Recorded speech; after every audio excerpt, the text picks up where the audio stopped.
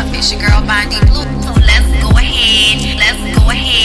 Hey everybody, what's up? It's your girl Bondy Blue. Okay, follow me on Instagram and let's get into the video.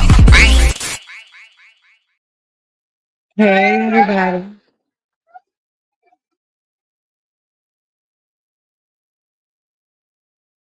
What's going on, everybody? I hope y'all are having a really good Thursday. Shout out to all my subscribers and my people that show up for all of the lives. I love y'all. I appreciate y'all. YouTube is hard. YouTube is hard, girl. People think it's easy, girl. It is not easy. It is hard, girl. Thank y'all so much for coming through. Please share the video, like the video, y'all. If you don't want to share it, at least like it. Okay. It helps the algorithm. Make sure Make sure that you are following my secondary page, Bondy Blue Bites. Okay. A lot of y'all don't like long lives, I guess. So there are cut up versions of the topics we discuss. So please make sure to go on over to Bondy Blue Bites and subscribe. Okay. Thank you. Thank you. Thank you. I hope y'all are doing good. Did y'all see what I posted yesterday? I know I didn't come to y'all yesterday, but I posted because girl, I had to go get my hair redone. Obviously, girl. It's a lot of stuff going on in the city. Y'all know I'm from New Orleans and I live on the outskirts, girl. And there are all these festivities going on for the Super Bowl because the Super Bowl is here in New Orleans, right? Girl, when I looked at the list of things, like it's so much stuff going on. And not only is it so much stuff going on, it's expensive, right? And I keep telling y'all I lost a check, right? So because I lost a check, girl, I can't be out here. I can't be out here with y'all paying 200 and something dollars for an event, girl. So I'm honestly, y'all, is it just me? Y'all tell me if it's just me. I don't feel like being outside with all of y'all. I don't feel like being outside with all of y'all. Like, and what I mean is, it's gonna be too many of y'all out there. That's what I mean, girl. It's gonna be way too many of y'all out there. We got people flying in, and Mardi Gras is right after. Like Mardi Gras is at the end of February, and so I'm just kind of like, I don't want to deal with this. I don't want to be, dealing with traffic, dealing with trying to find somewhere to park, dealing with getting cute and all dressed up and what shoes going girl. I listen, I'm going to one ball so far. I do want to go to M Line Ball. I'm not even gonna lie. So if somebody got tickets to M Line Ball, please hit me up. I want to go. Um, but it's just too much. It's just too much. It's not just me. Thank you. I feel seen. Thank you. I feel seen. Cause girl, when I tell you I was looking, I was like, I don't want to win. Now I might go down to the club. I might go down to the club and sit, when stuff is going on and just go sit in the club and give me a little something to eat and a drink. But I'm about to come back over to the West Bank, girl. I'm about to come back over to the wank because I don't want to deal with all of that, girl. Traffic, girl. New Orleans is not big enough for all of this. Like y'all, they love to have these big events. You know what I mean? Girl. And I listen, I do want to go to Zulu Ball because SWV and Shantae Moore are performing. And girl, listen, the way I love me some SWV and some Shantae Moore, it's all right now. It's all right now. Everything is all right. Listen, you be needing a little Shantae Moore in your life. Under these current times, girl. You need a little Shantae Moore in your life. You need a little, anything you want me to do it. Doing anything that you want me to do. Okay, girl. I want to see. But I also don't want to go to the Zulu Ball. It's too dark. Like, can we have a conversation? I know y'all not from New Orleans, some of y'all, so y'all don't know. But during Mardi Gras season, there are balls. All of the pleasure and social clubs have balls, right?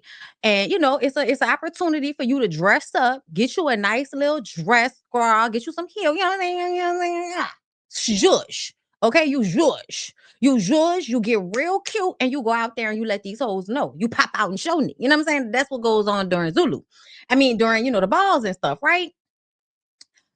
And I've gone to Zulu Ball a few times over the years, but when I tell y'all, I do not want to go because I feel like the Zulu Ball, like y'all, people put too much money into the Zulu Ball for y'all not to have mood lighting.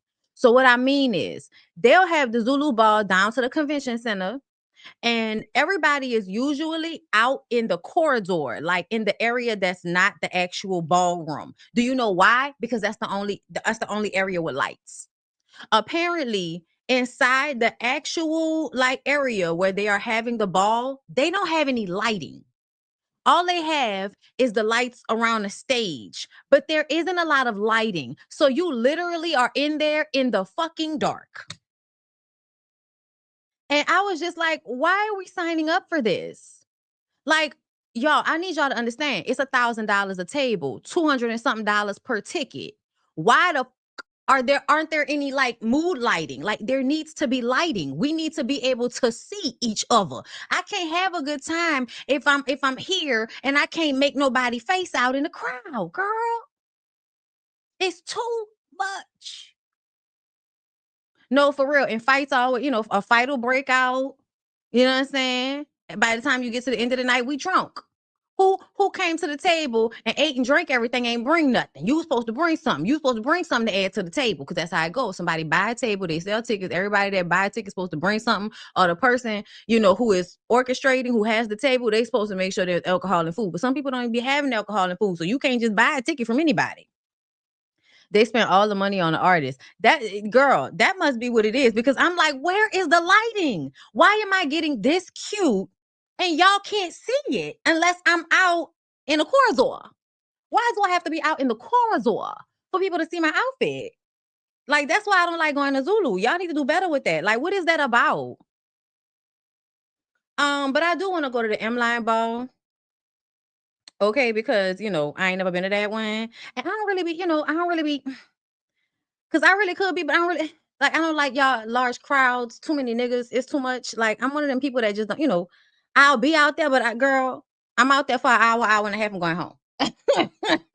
I'm a house party type girl. Okay, I'm a little small group. We about to have a good time. I like a small group to have a good time, girl. It be too many people out here. It be too many people. Like, and then after what happened with New Year's, girl, do you really think I'm trying to be out here at an event? Shout out to Tisha, where it's like 50, 11 y'all might, girl, who knows what might happen this time? Did y'all see what happened in the news last night? Let me tell y'all, we're gonna take a stop. We're gonna go here, and then we're gonna leave it here, and we ain't gonna come back, because I don't want to deal with this because this was too much. This was too much for me, y'all. Literally last night, I don't know why. I just wasn't, I don't know, like the energy of everything going on low-key has me slightly depressed, which, hold up, I'm frozen. No, why am I frozen? Jesus. Oh my God, hold up, y'all, because I don't know what's going on. Okay, Jesus loves me. Okay, I'ma sing. And if you got a problem with it, please go somewhere else. I'm already not getting as many views as I want. It's not gonna hurt me. Like, I'm not about to argue with you, bitch. I'ma sing. Okay? Y'all, this shit right here. I was literally scrolling down my phone, and when I saw this shit, I said, oh no.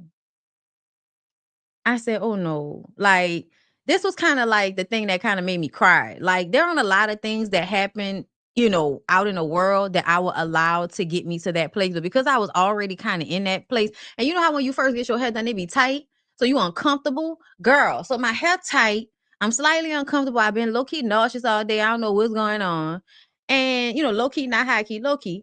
Because I still had a glass of wine, child. Because I needed the calm down to happen. I needed the zooted calm down to happen because it's just so much shit going on, and energetically I'm affected, right?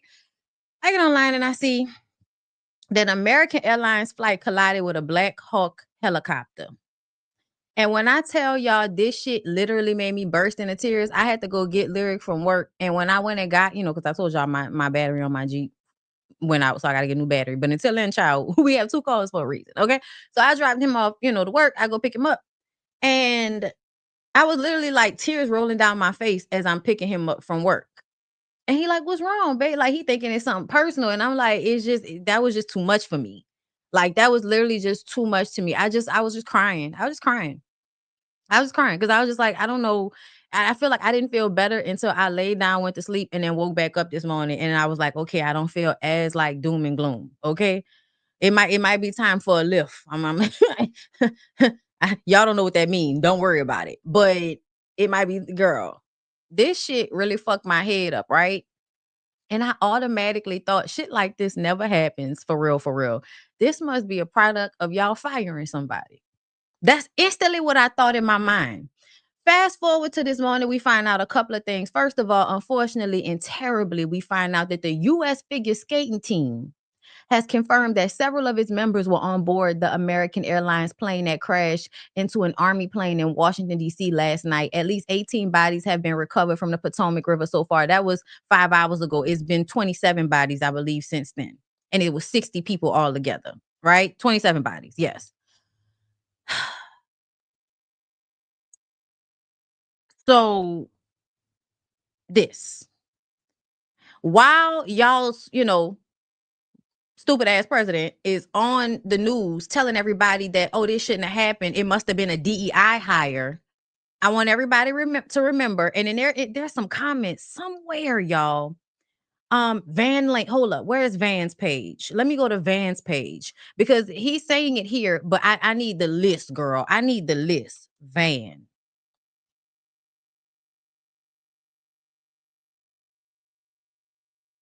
Okay. In the comments. Where is because it was in the comments. Where is it at? Did it disappear, Jesus? Somebody said he should have pinned it to the comments. Is this one it? No, this not it. It must have been somebody said he should have pinned it in the comments because now that I didn't come back to it, I can't find it. But somebody in the comments had listed all of the things that he had done in the past few days that caused this to happen. Okay? He's blaming DEI hires for it, but essentially you fired everybody. He fired everybody, y'all. The same shit he did last time. And this is why this is so aggravating because the deja vu of this is just heartbreaking, my nigga. The deja vu of us telling y'all that this was going to happen. He fired the heads of the Transportation Security Administration and the Coast Guard and disbanded the Aviation Security Advisory Committee. So basically, what I find is that, and I told y'all about this administration likes to get rid of checks and balances, right?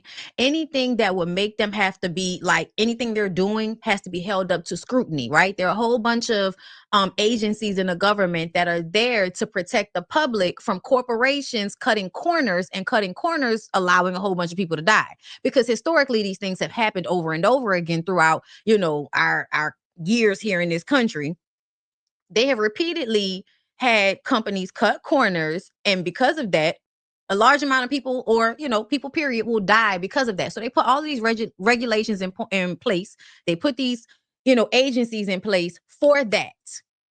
Trump comes in and fires everybody because, as y'all know, if there's nothing he likes to do more, than probably whacking off his little bitty penis between his two fingers, is to fire people. He loves to fire people. So he comes in and he fires all of these people. And now there's nobody that's probably watching to make sure these things don't happen. Because to be clear, the people in the planes rely on the other people, the agencies to tell them what's going on. This plane is flying in right now. Y'all can't land yet. Y'all keep circling because y'all can't land yet. That's usually how that goes. So, and listen, I'm not an expert. I'm not. But this is another situation where Trump's administration likes to fire or dismantle any organizations within the government that provide checks and balances to protect Americans. He fired them people, and apparently this is the result of that. And he's saying it's because of a DEI hire. I don't even want to hear what he has to say because I think anything he has to say is stupid. And so I'm not even going to force us to go through that. But this is America. Congratulations. Y'all continue to play yourselves.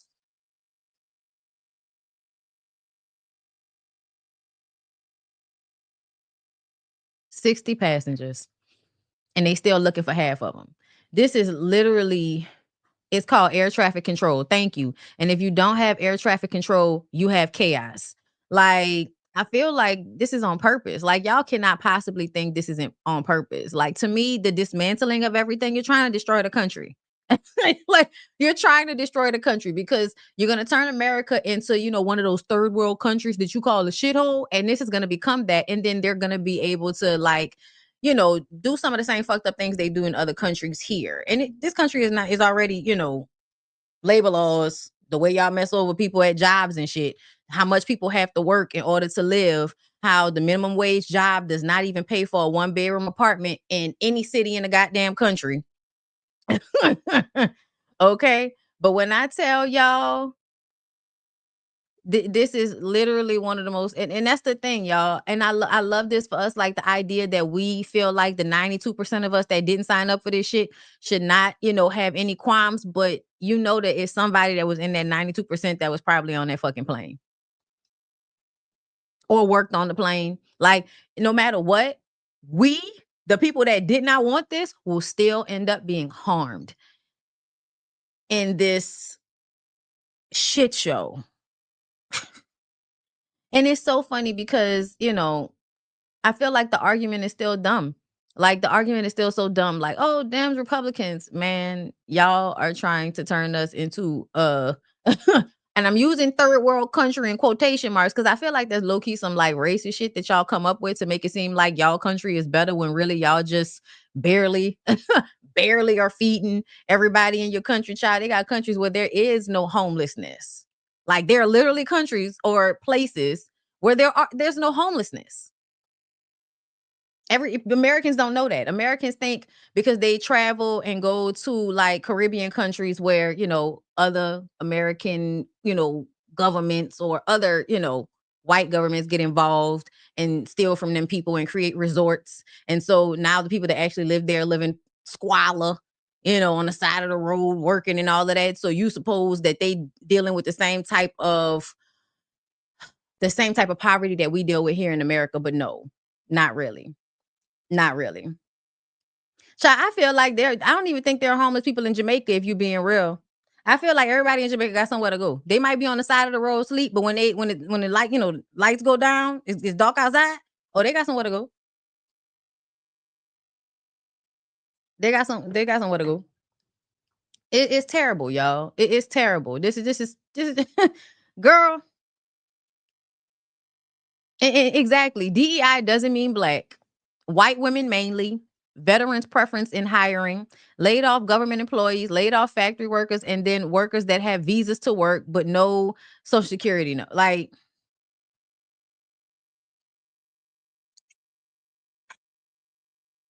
I'm telling y'all, sticking your head in the sand is not going to work. I don't know what's gonna work, but acting like this shit ain't happening not gonna work. I know that. Um, you gotta be smart, man. But I want to move on because this shit is depressing to me, and I'm really sad about it. I'm just really sad about it. I'm sad that this is the place that we're in. I'm sad about it. Okay. And my prayers are out to all of those people. So let's move on. So y'all remember we talked about her. Talking about angles and shit. Like we slow or something. Right? We talked about this. She, healthcare worker defends viral video of her dancing on disabled patient's head. He looks very aware and comfortable to me. And this would mean that you should probably be a patient too.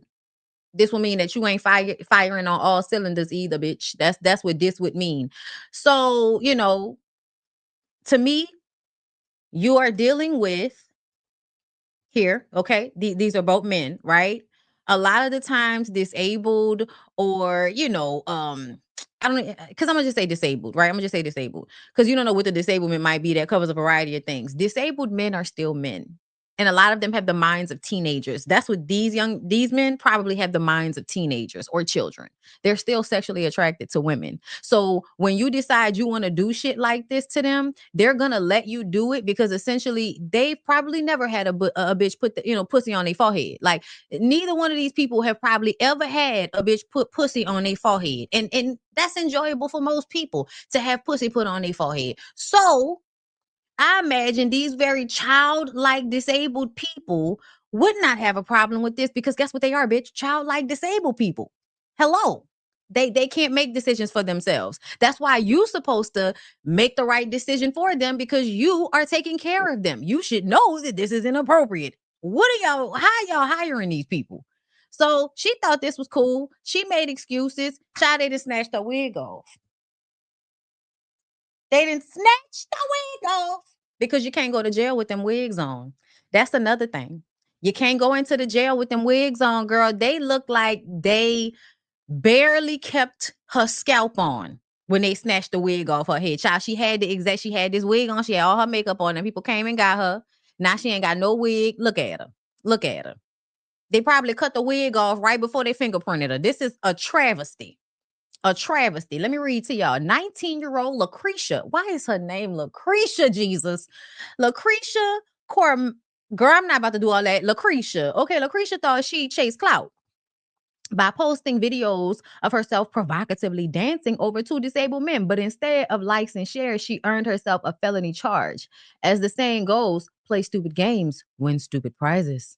Loganville Police Chief Dick Laurie didn't mince words, labeling the videos as disgusting. In one clip, Koyan is seen gyrating and twerking over a man, gyrating on this land. On this land. In another, she lifts a man's head and places something in his mouth. Both videos quickly went viral, but not in the way she might have hoped. Authorities believe Lucretia may have been employed by an in-home adult daycare program, though it's unclear if she, you know what it is? She knows somebody. Somebody gave Lucretia this job because they know her mama or her grandmama or her auntie or somebody. That's what it is. This is a, a situation where you know somebody, you get a job, and you shouldn't have that job.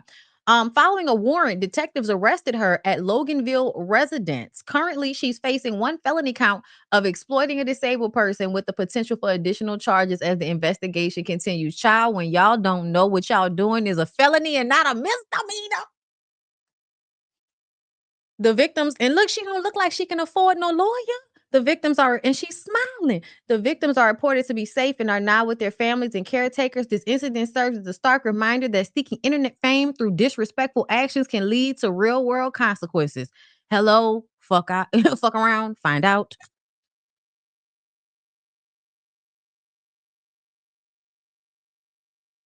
Fuck around and find out. Fuck around and find out. Fuck around and found out. Fuck around and found out. Fuck around and found out with your stupid ass. Okay, girl, it make me want to do this. Okay. Let me say, like Saucy Santana. Like Saucy Santana. Bitch, I'm sorry. I had to make myself laugh. I had to make myself laugh, Jesus. Oh my God. Y'all, why is it so warm? Why is it so warm, y'all? Is the air not on, Jesus? What's going on? I don't know when I got hot, girl. It's the hell. It's the hell. Oof, girl. Hold up. What is my air on right now? Because it needs to be on 68, bitch. I'm look. The sun is beaming on my window. Okay. Anyway. I'm sorry, y'all. I had to. And I don't want to play the music because y'all know. I'm sorry, y'all. I didn't download anything. So y'all gonna have to deal with that echo today. I'm sorry. I apologize in advance. But I feel like everybody will be okay. What do I want to go first? Since we, okay. Girl, I never forget. I will never forget having a conversation with a man. New Orleans man, girl. Okay, he owned property, all of that shit, right? We were having a conversation about Roe v. Wade. This is before they overturned Roe v. Wade, right? And I remember saying, if we're going to police women's bodies under the concept of, oh, God and religion, then I think the same thing needs to be done to men. So for me, if you are a man and you have back child support and you have more than 2 children and you are not paying child support, and a court can be provided with evidence that you are a absentee parent, I feel like the court should then force you to get a vasectomy. And to be very clear, vasectomies can be overturned. Like you can read, you can Go in there and fix it, and then the sperm will probably flow again. Okay. However, I'm not a doctor, bitch. Don't ask me to know the right words right now. You hear what I'm saying? You understand what I'm saying? I told that nigga what y'all need to do is make it illegal, or make it so that these men have to get vasectomies if they have more than 2 children that they are not financially or energy wise responsible for. Thank you. Reversed. You can get it reversed. Yes. That's what I feel. If we're going to put laws on women because y'all feel like, oh, women shouldn't be able to, do that because that harm, it's a baby and all. Okay. Feel the same way once them children get here and them women are struggling to take care of them fucking kids, and there's a nigga walking around who don't want to work because he don't want nobody to take child support from his check, getting paid under the table. Let's be real. Let's be real. It's more of y'all that walk out of a household and go start a new family because y'all did too much damage in this one. So I'm going to leave this bitch here. I'm going to leave this bitch and these kids here, and I'm going to go start a new one somewhere else. So I feel like the men, yeah, y'all should be forced to get vasectomies. If y'all are not taking care of children y'all already have, more than 2 children, you done been down to the courthouse because you got bad child support. You not showing up. You not taking care of. The mama said you ain't never around there to come see that child. You need to get a vasectomy. When I tell y'all that man was so mad at me, that man got so mad at them. Niggas was hot. Them niggas was hot. It was more than one man. But when I tell y'all they wanted to argue me down, I was just like, why are y'all upset? Why are y'all this upset, babe? What's happening? Why are we this mad? Why are we this mad? Calm down. If we're going to act lackadaisically about Roe v. Wade, then I feel like somebody needs to snip on all of you irresponsible dickage ass niggas. Okay? That's how I feel, girl. Let's hear what this man said, because this Mississippi lawmaker felt the same way I felt. I'm going to mute myself, girl. I'm going to try to do everything. Hold up. Let me see. Hold up, girl. Let me see if it's something I could do. Oh, when did it get hot in here? I'm hot flashing right now. Why is this happening? Let's see.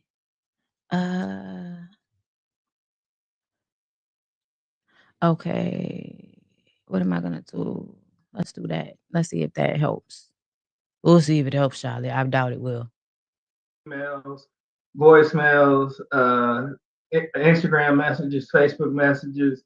But what I will say is, I'll break it down into response from men and from women. From women, it's about 80% positive. Thank you. Finally, you're putting a spotlight on the men's role. There's about 20% of the responses from women that are saying that I'm wasting time, wasting taxpayer money. And then on the men's side, it's actually about 50-50.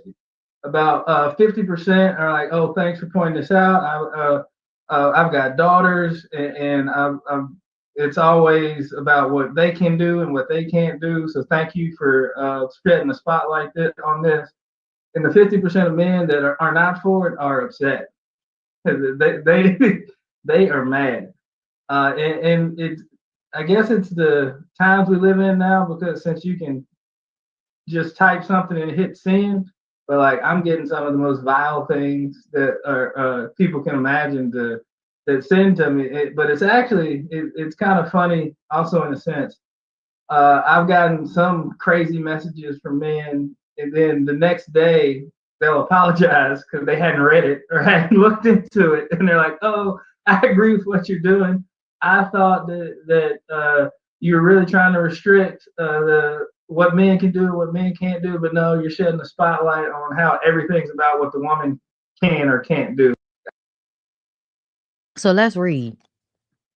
A Mississippi lawmaker pushing a controversial bill that effectively bans male masturbation says he's taken aback by the backlash. Senator Bradford Blackman spoke with TMZ, and you ain't got no T on me. This whole thing, she's TMZ, and said that men from around the world are furious. Niggas that don't even live in Mississippi. Bitch, what did you just? You don't even live here.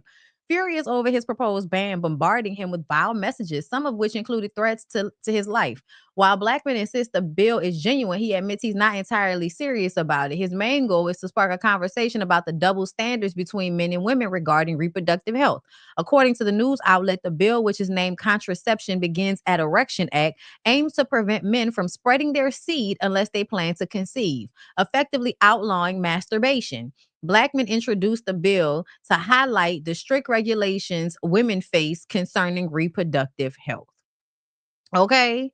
For any men wondering, you shouldn't be concerned about what you're doing alone. Now, if you sleep with a woman and this bill gets passed, she can now call the police or pay a multi-thousand, or you pay a multi-thousand-dollar fine. I love that for us. Honestly, I think it should be taken more seriously, that there needs to be some ramifications and some laws put on y'all's dicks. I do. I think there needs to be some laws on y'all's dicks. Cause y'all obviously can't control them by yourselves. Like, y'all don't even know how to have sex without ejaculation. Apparently there is a way for men to have sex without ejaculating. And apparently y'all don't know nothing about that. So I definitely feel like y'all have been allowed to just be reckless with your penises. And I feel like some laws need to be laid down because the dickage is wild.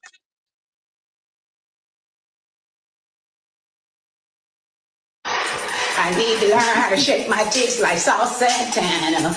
I want to know how to twerk my tits like Sauce Santana.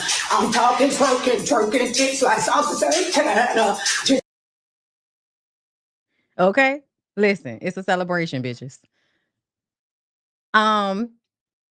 Semen retention. Somebody read a book. They don't have they don't have a lot of sexual discipline. As a woman, like, I low-key do not understand these things. Because it's not that hard for me. Like, it's not that hard for me. I even have conversations with women sometimes where I'm like, yeah, okay. Yeah, I'm a sapiosexual. I'm really only attracted, like, a lot of times when I get to that level, it has to be a mental thing. I can see somebody attractive, but if they act a certain way, if they talk a certain way, if they, don't breathe through their nose, girl, if they teeth fuck, girl, you could be as cute as you think you want to be, girl. But if you say something about your mouth that turn me off, then it's over. It's over. Okay? Because when I pull up, it's over. All right, y'all, let's move on. So our girl Mimi Faust did an interview, and I really want to go and listen to the whole thing, but she did an interview last week and she was talking about her mom and things she's gone through. And so I just wanted to play the clip right quick because I just wanted to hear what she had to say. Like, let's talk. I was an affair baby. My mother was married to my brother and sister's dad. And my brother is 8 years older than me. My sister's 6 years older. And I don't know what happened in their relationship, but here I came from someone else. And my mother didn't stay with him. So she actually gave me her husband's name, who was not my father. And I didn't, when I realized this man wasn't my father when I was 16. My sister graduated from college. She went to Florida State. Shout out to my sister, Ingrid. And I went to the graduation and I see my dad, who I hadn't seen in 8 years because my mom took me and moved to Scientology. I hadn't seen him, the guy who I thought was my dad. Yeah. And I'm emotional. I'm upset. I'm all these emotions, I'm like, oh my God, Daddy. And I run up to him and I'm hugging him and I'm just crying. And he patted me on my head. He said, "My, you got taller." And in that instant, I knew without a shadow of a doubt, this person is not my father. There's no way that he didn't embrace me. He didn't hug me. He just kind of was like, Oh my goodness. And so I carried that the entire weekend graduation. I mean, you had to. That's crushing. My goodness. Crushing. Yeah. Yeah. And then when I got back to Los Angeles, I went in that building and I went to my mother's office and I said, "Hey, who's my dad?" Because he's not my dad. It was just like that. At 16 years old. Yes. And my mother wrote down a name and a number and slid it over to me and said, "Here's your dad's name and number. You can call him if you'd like."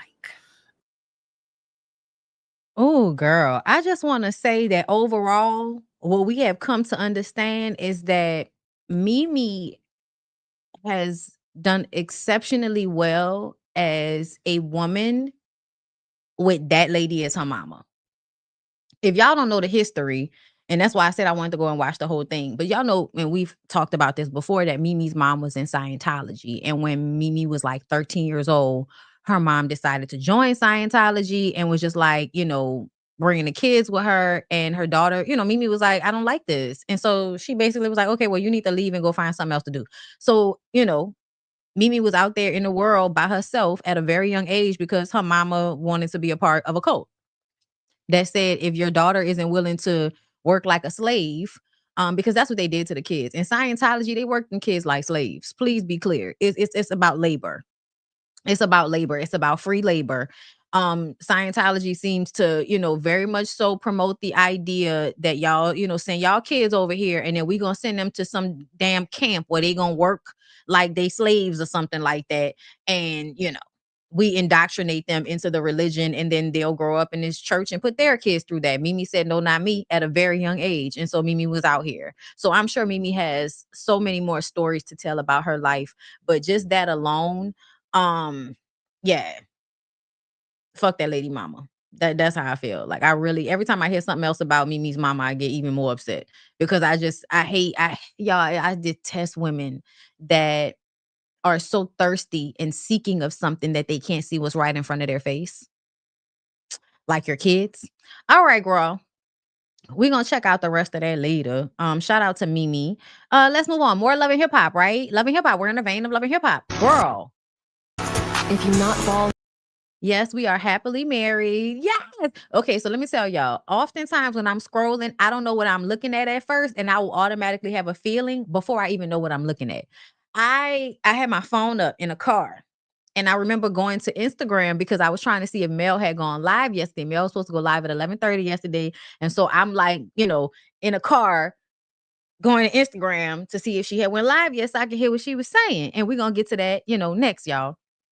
And I saw this, and as soon as I saw a woman, because I could not make out who that was at first, spinning around like that, I said, "Oh no, who's being thirsty?" I said, "Who's being a pick me girl? Who's that?"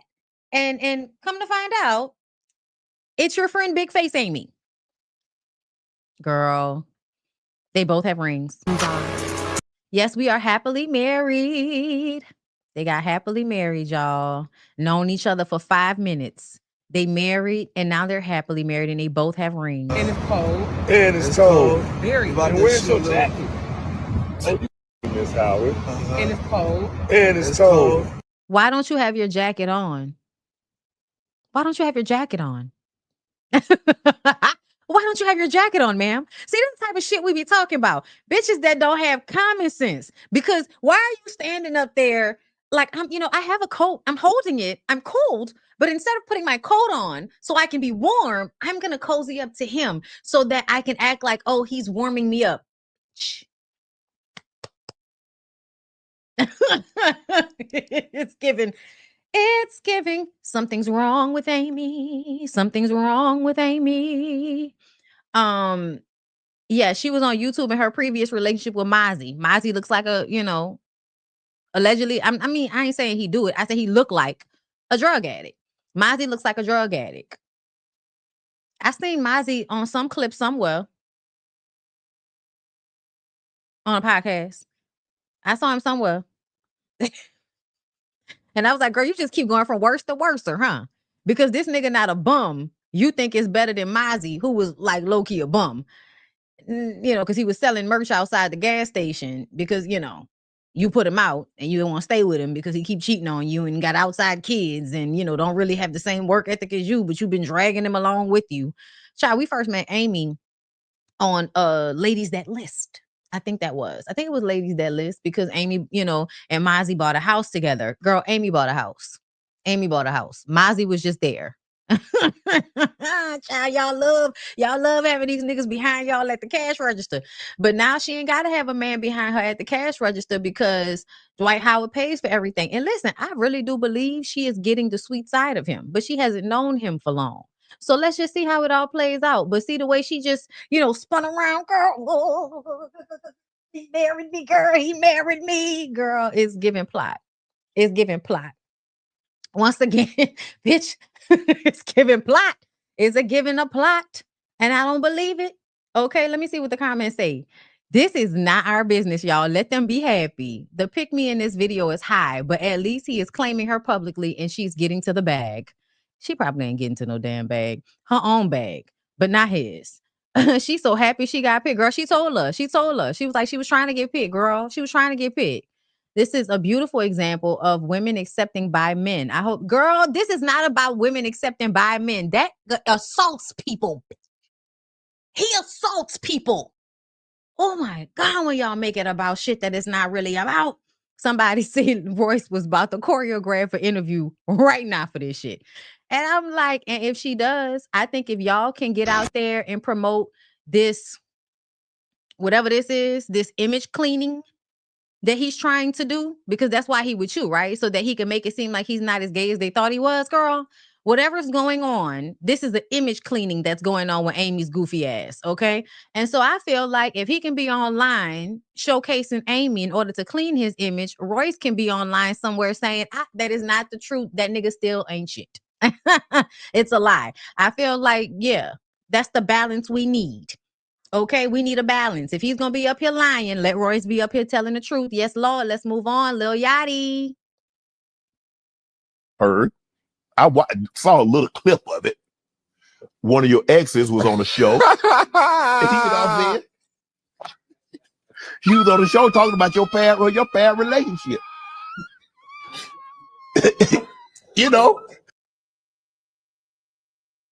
First of all, I don't like nothing that's going on right now. First, that laugh was fake as fuck. I feel like the laugh is I'm about to be disrespectful. That's what it's giving. It's not really that funny, but I'm about to act like it's that funny. So when I say this disrespectful shit, y'all think it's a joke? Yeah, I don't like Lil Yachty. I've felt that repeatedly over the years. I don't like Lil Yachty. I think he writes great music for the city girls, but I don't really like him. He cut his hair, and now he has 2 sweaters tied in a knot over his shoulders. Trying hard? Maybe. Let's see. Somebody sent me this because they heard that I was gonna be interviewing you. Ah, shit. And they sent it to me. Yeah. Yeah. What about it? How'd that make you feel that somebody bringing up something that happened years ago? Yeah, I was a shit person to her. So, and she was really great. Mm-hmm. So great. So I get it.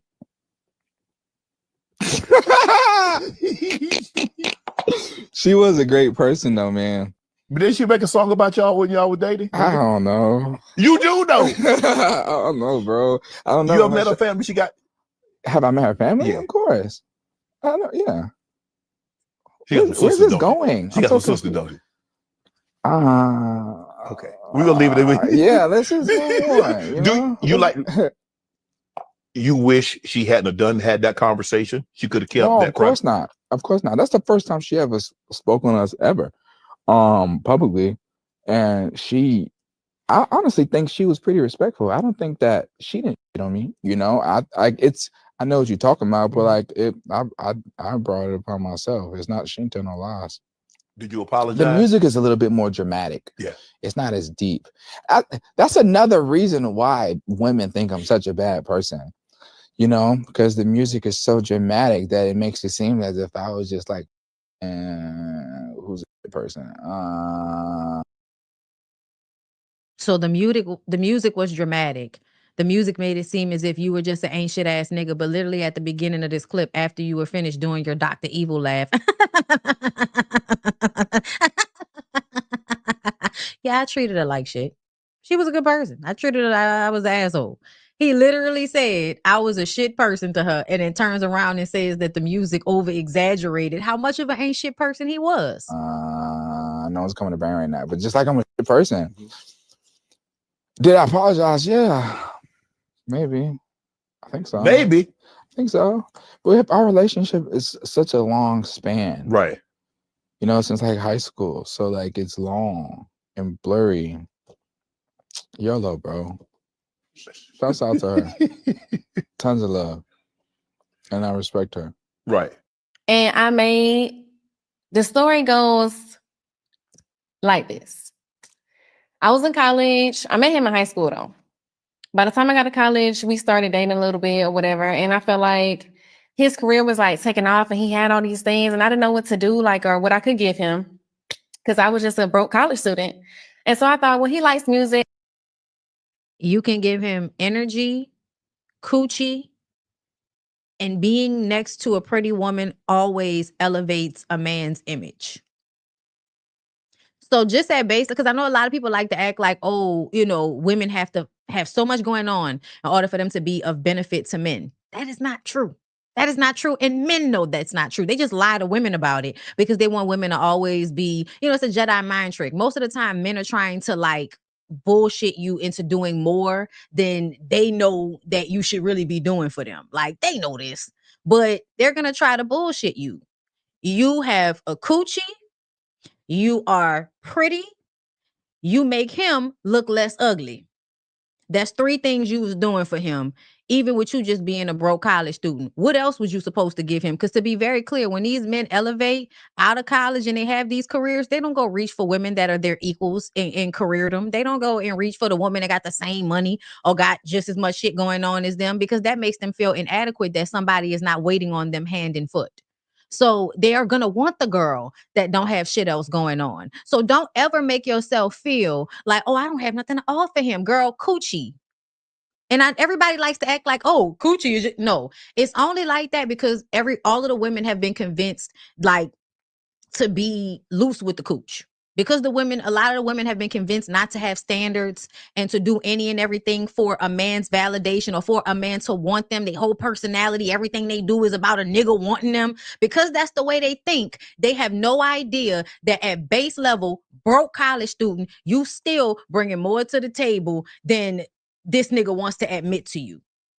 Don't ever think like that. Just to be very clear, women out there, coochie is extremely like, it's still at the top of the list of things these niggas are looking for.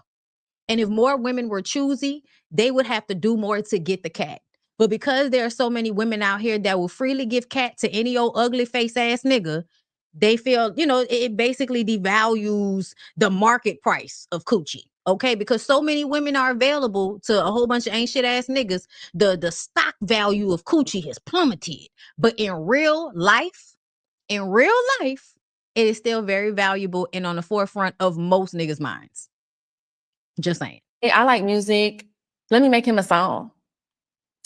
And so that's what I did. I made him 2 different songs. So I put them on an iPod and I gifted it to him. I signed it back. It was real cute. Oh, So cute. Like, that's cute. I just used to be so That's very passionate. thoughtful. For sure.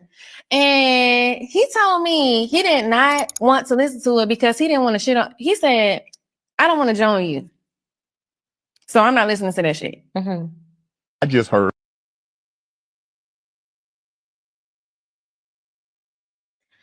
I don't want to join you, so I'm not going to listen to that shit. Last time I checked, Mariah the Scientist is an artist. Is she not? I know I feel like I mostly see her for running behind ain't shit ass niggas, but in fighting for ain't shit ass niggas. But for him to say he wouldn't even listen to it, like, because he doesn't have the capacity to listen to it. And even if he feel like it's not the best song, still feel like it was sweet. And it was something that, like Young Miami said, it was thoughtful. So he didn't even have the heart or the mentality to appreciate your efforts. Girl, I would have broke up with him immediately. Let a nigga that look like, I don't give a fuck how much money you got. Some of y'all niggas got money and y'all still lame. Y'all dick still whack. Y'all breath still stank. Money don't change a lot of things. Men, and y'all, we gonna get into that Diddy documentary. I didn't make no notes, but we gonna talk about it, right? Y'all know they had a Diddy documentary on Max. We gonna get into that. Because I want to talk about how it sounds to me, Diddy really thought that even at like 50 something years old, he could just go around and pick up any beautiful woman. And a lot of women are not like that. To me, I may be an anomaly. I don't know. But you having money doesn't mean anything to me, sir. Like, if I don't like you, if you too old for me, if, you know what I'm saying? Like, your money would never have made me want to date you just because you have money. Like I don't care enough. I'm good. Like I'm eating. I got a place to live. I got a car. I got a cell phone. I'm too comfortable in my life or in myself, period, to make myself uncomfortable to fuck with you for more money. Y'all, that's always been me. I'm sorry, y'all. But there is no amount of money that's gonna make me want to fuck a man that I don't want to fuck. It's just not gonna happen. Okay. But men really seem to think that all women have the same mentality. If a man has enough money, that he can get any girl. That's not really true. That is not really true. But a beautiful woman can get almost any man. Absolutely. Especially if a man, is into women and they are in private. Yeah. If she wanted, fuck, he will absolutely do it. Absolutely. Anyway, so yeah, Lil Yachty ain't shit. Let's move on. ASAP. Girl, y'all know ASAP on trial right now for that shooting. They said Rihanna was down to the courthouse on the front row. I said, child, listen, if a rich black lady ain't gonna do nothing, she gonna stump down to the courtroom with her little boyfriend. Cause he did some illegal shit. Okay? Listen. If we ain't gonna do nothing, we gonna Coretta Scott King the situation. Okay, hold up. Where is that? There's another little part about that. I hope you don't bring her stock value down. ASAP Rocky swiftly denied accusations from ASAP Relly in text messages following an alleged 2021 shooting incident. The text presented during Rocky's ongoing assault trial show Relly accusing Rocky of setting him up and attempting to unalive him. Rocky responded, "I tried to do what? Stop making shit up, Rel." Relly also claimed the incident was captured on video, to which Rocky replied, "Now you trying to extort niggas talking about I shot at you and I shot at you and shot you 4 times and all type of nonsense. You a phony and you don't have the best intentions. Stop texting me and stop calling my manager and call police if I shot you. You at you weirdo." Sure, I guess.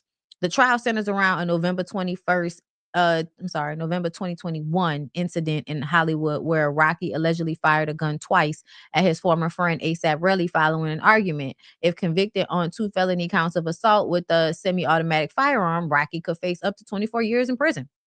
He's not going to do 24 years in prison. ASAP Rocky is not going to do, probably not going to do any real jail time, child.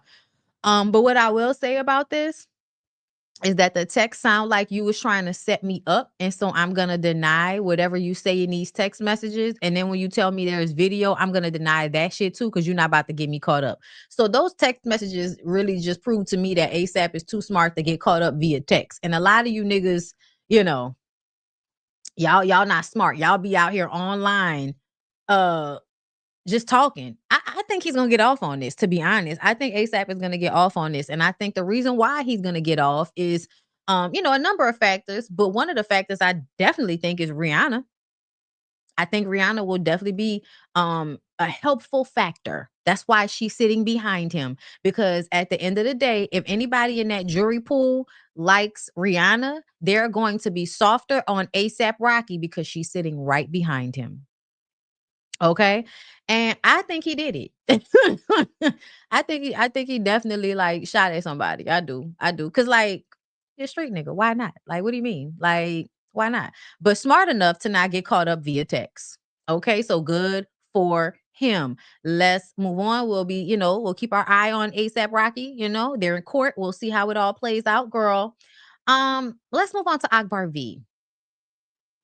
Girl. Bitch, I feel like I want to sing at you like Beyonce. Girl. Okay. Akbar V just dropped some news. Apparently, she did not go and get her tubes tied when she got all that surgery. She's still having children. Y'all, how many children does she have? I want to know. So she got 6 kids and 6 different baby daddies. I wonder how the other 5 kids she didn't raise feel about this. I don't know if that's right. People in the comments be putting 20 on 10, but we know she got kids she don't take care of. She said, "I pray that God show me the way and guide me through the journey. This time I can do it the right way. Married, not out of wedlock, still making money and going to all my bookings and collecting my bags. Sis, my 6 Sexy Red did. I know I can." Are you really setting yourself by the sexy red standard? Is that what's happening? Okay. To me, the problem comes when you feel like I'm going to do it the right way now. Bitch, the right way is not in wedlock. The right way is to raise those children. That's the right way. The right way is to be a present parent. The right way is to be more worried about your children and their schooling and their health and what's going on with them than to have your ass online arguing with random people about bullshit.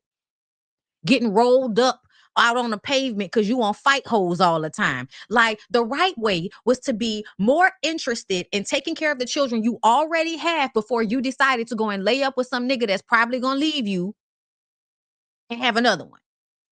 Talking about we married. I'm gonna do it the right way.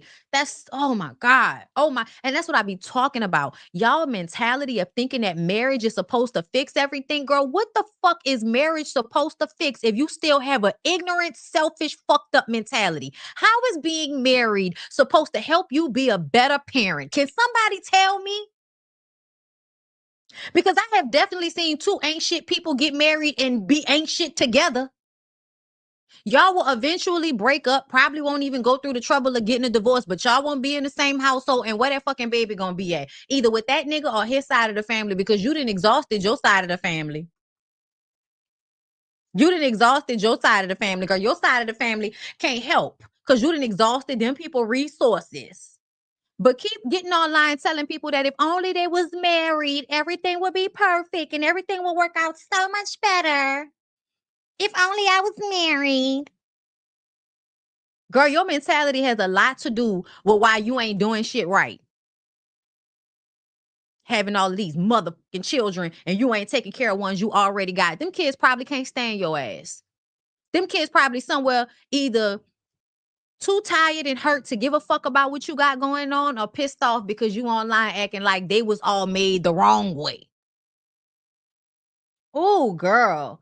I had to come up here and say something because I was just like, that's the ignorant shit I be talking about. Y'all be literally at the bottom of the fucking basement with your mentality, but think that getting married is supposed to raise your status up. Girl, go to hell. Go to hell. Marrying some ain't shit nigga ain't gonna make you a better mama. Uh-uh. And then somebody was like, so she went and got all that work done just so she can turn around and get pregnant. Girl, that's what most of them do. That's what most of them do. That's how most of them get down, my girl. All right, let's make y'all mad right quick. Okay, so y'all know y'all can't stand Twitch, his wife, because that was his wife. Ain't no ex-wife. He died. That was his wife. Y'all can't stand the deceased, Twitch's wife because she out here telling all the business. Meanwhile, as soon as I saw this clip, I was like, you know what? I wanted to go and read Marvin Gaye's second wife book. Bitch, I'm listening, girl. It's on. I posted it in my stories. Y'all got to follow me on Instagram. And if you in my members, I posted it in a Discord. But girl, I started Marvin Gaye's second wife book, and it's called After the Dance. After the Dance, My Life with Marvin Gaye by Jane Gaye. And listen, y'all can't get mad at Jane Gaye. I know y'all don't know her, but you know how y'all like to get mad because women be telling they husband stories and shit. Y'all get mad when they start writing books and telling what their experience was with that man. Y'all get real mad about that. But I need for y'all to understand that don't get mad at Marvin Gaye's second wife because she died in 2022. So you can't go to her Instagram page and scream at her because she wrote a book. Janice wrote a book about Marvin Gaye, girl, and it's getting good. But I'm gonna just tell y'all before we get into this. And Jan was biracial. Jan was a teenager in high school when she got hooked up with Marvin Gaye. Marvin Gaye was still married to his first wife, Annie, who was older and a sister of Berry Gordy's, girl. She was like 40 years old and he was like 21 when they got married or some shit like that. Either way, Jan was a young woman who had been watching Marvin Gaye since she was a child, and she was already enamored with him, get into a relationship with him. And now she was talking about how he pushed her head down on his crotch the first time she gave him head, and how eventually he got comfortable with giving her head. Girl, listen. Listen. And then she talks about how good of a man he was, you know what I'm saying, in certain respect, but then she's real about some of his issues. Like, she's very real about some of his issues. The entire After the Dance album was about her. I'm only a few chapters in, girl. I'm only like on chapter 7 or so. So I'm not that far in. But I just want to let y'all know. It's not apples to oranges. It's not apples to oranges, girl, if that's what you meant. It's not apples to oranges. It is literally the same thing. A woman had a husband. He died. She wrote about her life with him. It happens all the time. But y'all are going to continue to get so upset with Allison for doing this, and y'all gotta be real. Ain't nobody even know Twitch like that for y'all to be as upset as y'all have been. Stop playing with me. Some of y'all knew him, a lot of us did not. Or we knew of him, but nobody really cared. Like, I am conflating. I am conflating the two. I don't know why you think it's a difference. What does her being white have to do with anything? Are y'all okay? Y'all be racist. Y'all racist. Y'all racist. To me, it is the exact same scenario. It is a woman who is married to a man after they died. You wrote a book. You wrote a book about your experience. Now, Jan did wait. She waited. She waited a long time. But I feel like people had a little bit better, attention span. And Twitch is not as famous as Marvin. I don't think people would have really cared as much about what she had to say regarding Twitch if it was not done soon versus Marvin Gaye. Marvin Gaye has been with us for so long, child. We gonna always be interested. This book came out in 2015, girl. I'm listen, okay? But I'm just saying, I don't feel like it matters that she's white because Janice was biracial. Janice had a white mama. So I'm trying to understand how it's different because I don't think it's different. I don't. I don't know why I notice a lot of times y'all think shit that y'all say stuff that y'all think it matter and it really don't matter. Like, I saw somebody comment yesterday about the Jeannie and Jeezy situation. She waited 3 months to come get her stuff, Bondy. I'm like, what does that mean? What does that mean? She didn't pick it up on time. So what? They have a child together. They were married. What the fuck does 3 months mean? Like, what is that? So what? What does that mean? So she can't come get her stuff because she took too long to come get it? No, that's not how any of that work. That's not how any of that work. Y'all always like to bring shit up that does not matter. At the end of the day, the lady showed up to get her shit. Let her get her shit. And you destroyed her shit. Whether it was 3 months, 2 weeks, whatever, you still did something to destroy her stuff. That's still fucked up to me. I don't give a fuck how long it took her to come and get it. The fuck? Jeezy got money. Like I said, he could have wrapped that shit up and sent it to her if it was all that. If it was such an inconvenience for it to be in a garage he didn't give a fuck about because it had vermin in it. He wasn't even at the house. But y'all brought that up like that mattered. To me, that has no consequence. That was still vindictive and fucked up to do. I don't care how long it took her. I don't care. I don't care.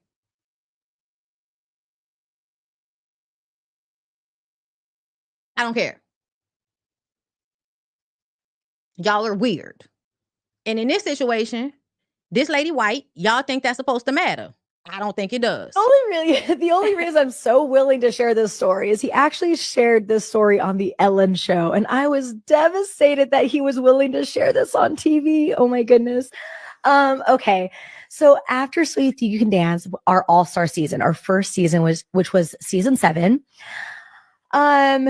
Man, I was on tour with So You Think You Can Dance, and then he was getting ready for tour there was a television show called Glee. He wasn't actually on the show Glee, but for their tour, there was an opening act with a dance crew called LXD, which was the League of Extraordinary Dancers, and which was produced by John Chu, who just came out with Wicked. He was the director of Wicked. But so LXD, which was Steven was a part of, was on tour with Glee. And we were just in this very honeymoon phase of dating where everything was really exciting. And we were both on these big, mine was a national tour. His was international. And so we were just traveling to see each other and, support each other at each other's shows. And he invited me to Ireland, which he was performing at the O2 Arena. Oh my goodness, I can't believe I'm sharing this. Yeah, you can. You opportunistic asshole. Yes, you can. And so, anyways, the story starts with me going to see him at his show. And after he performed his opening act, we decided to just, go explore the arena. It's a very famous arena. And we found some stairs. I feel like this lady that's interviewing her knows that everybody's gonna hate her. So she has this very Joker-like uncomfortable smile on her face. Girl. Oh Lord, them Caucasian people, child. We ended up on some scaffolding above everyone watching the Glee part of the show. We were literally looking at the performers from Glee, and we just started making out, and we were looking down. There's all these audience members screaming and cheering, but they couldn't see us. And there was, I don't know, it was kind of romantic. And mine was a national tour, his was international. We started doing the deed, and then all of a sudden security was like flashing their lights, like, who's up here? And we just froze. And then security couldn't see us for whatever reason. I don't know. They left and we just ran out of there. But yeah, that was probably the most wild thing I've ever done. I don't know. We started.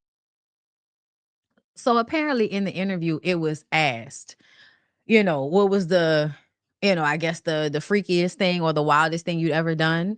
And she explains this story, which was when her and Twitch was fucking on the scaffolding at an arena. Y'all was mad. Why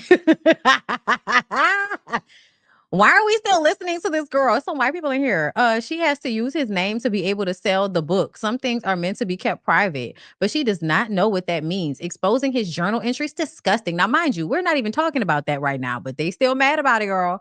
Terribly bad taste. Have respect for his young children. Girl, do you want them to eat? Talking about have respect for the young children. I gotta feed them. Yeah, I gotta feed them to respect them. I gotta house them to respect them, girl. I'm sorry, y'all, but I love the fact it's starting to become very funny to me how mad y'all get about shit that don't matter, and then when shit actually do matter, y'all don't have nothing to say. I'm just saying, some of y'all, not all of y'all, but some of y'all be big mad about stuff like this, and I'm just kind of like, girl, it is not that serious. Why are y'all that upset? Like, she gotta feed the children. He left her with 2 children to take care of on her own, girl. I guess she gonna exploit their story to make money like a lot of people do. Like a lot of people do. Also, those 2 young children got here through sex. They should know their parents had sex. Yeah, they should know. It should already be like assumed the parents had sex. Girl, it is so funny to me. Y'all get so mad. Oh, y'all don't care, girl. Y'all be big mad. Cancel her immediately. Black men. Marry a black woman. That's it. That's the lesson here. Right. Because see, and I saw y'all in the comments. Y'all was saying, are you brought up biracial? Because black women apparently are going to always stay quiet and never tell the story. Okay, girl. I just thought it was funny that y'all found another reason to hate this lady. And low key, I feel like y'all are stalking whatever she does. Cause why else would we know? Like, girl, this is the black side of Instagram. This is the black side of blogging. And yes, she was married to Twitch, but let's be fucking for real. Like, the only reason this was posted is to rage bait y'all, because everybody knows how much y'all hate whenever somebody, damages the image of some black man y'all like. Oh my God. Biracial isn't black, girl. It depends on what year you're in. It depends on what year you're in. Because in the 70s, in the 70s, biracial was black. But I mean, if you would like me to, I could definitely go and look up other books written by women who are married to famous people that have probably written books about them, because I don't feel so. Y'all basically saying that no black woman ever has written a story about her famous husband. Is that what y'all are in my see what I mean? Y'all act like y'all not mad. Y'all mad. It's rare. Is it? How many books have you read in order for you to say that? Y'all be big mad. But I want y'all to always remember. Twitch married that lady. Marvin Gaye groomed that teenage girl and married her. So go ahead, keep being mad. Go ahead, keep being mad. Go ahead, keep getting mad every time somebody show y'all a white woman telling y'all a story about a black man y'all don't want to hear. Anyway, let's move on. So Miranda J, y'all know this is another one of them girls that was on the show with Sherelle and them, Wags. Girl, this another biracial girl. Y'all gonna say she not black too. I know. Biracial is not black in 2025, girl. It was in the 70s and the 80s. It was in the 70s and the 80s. We're in a new time. I'm fine with it. I don't give a fuck. I'm not biracial, so I don't care. But at the end of the day, you know, for me, it's just, you know, it's weird how those rules change over time, and y'all be online like, real man. It's not black. She's not black. If it was a black woman, he didn't choose no black woman, no. Like, what is going on? What's going on? I don't know. Anyway, Miranda, girl, on Wags, we met her getting arrested because she was fighting over Kodak. Girl, any woman that is out there fighting over Kodak Black,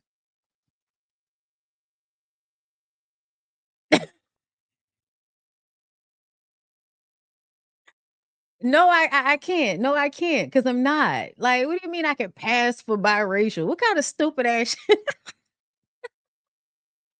This is why it shouldn't be that, it shouldn't matter that much to y'all. Okay. I'm black. I'm not biracial. I'm not biracial. Okay. I'm not. I'm black. I have 2 black parents. Okay. I have 4 black grandparents. Okay. Child, one of them might be biracial, but we don't know, because you know how men take advantage of black women. I know all of my grandmothers is black. Okay. These eggs is from a black lady. Okay. Listen. Let's listen to what Miranda had to say while y'all in the comments arguing about shit that don't matter. But it's just how you do things. You could have called me, hey, MJ, I'm here with a baby. You know, hey, I would have introduced you. I would have sat you down properly. Hey, girl, yeah, have a good time. You know, it was the fact they did this really big entrance. They walked in like it was about them. They all matching. They all walking in during Yuri's party. You could have at least walked in with your kids by yourself for the party that you threw with your child, not with her, and you know, made it all about y'all. And then you're smirking, you know, you're kind of antagonizing me. And not only that, I tried to go up there and talk to her as a woman. Our child's father did not allow us to do that, so I just walked away from the stage. And then I tried to leave. No one. Already, it sounds like to me, Kodak Black creates triangulation with the women he's screwing and the women he has babies with. So this little cute one with the yellow jacket on, she's the new baby mama. This little cute one with the pink on, that's the old baby mama that he been with since she became legal. She literally said on the episode of the show, she saw him when he performed at her high school, and, you know, they were talking, but it wasn't until she was of age that he reached out to her and they started actually dating. I'm like, girl, whenever you have to tell us he reached out to you when you were of age, it means he was fucking you before you were of age.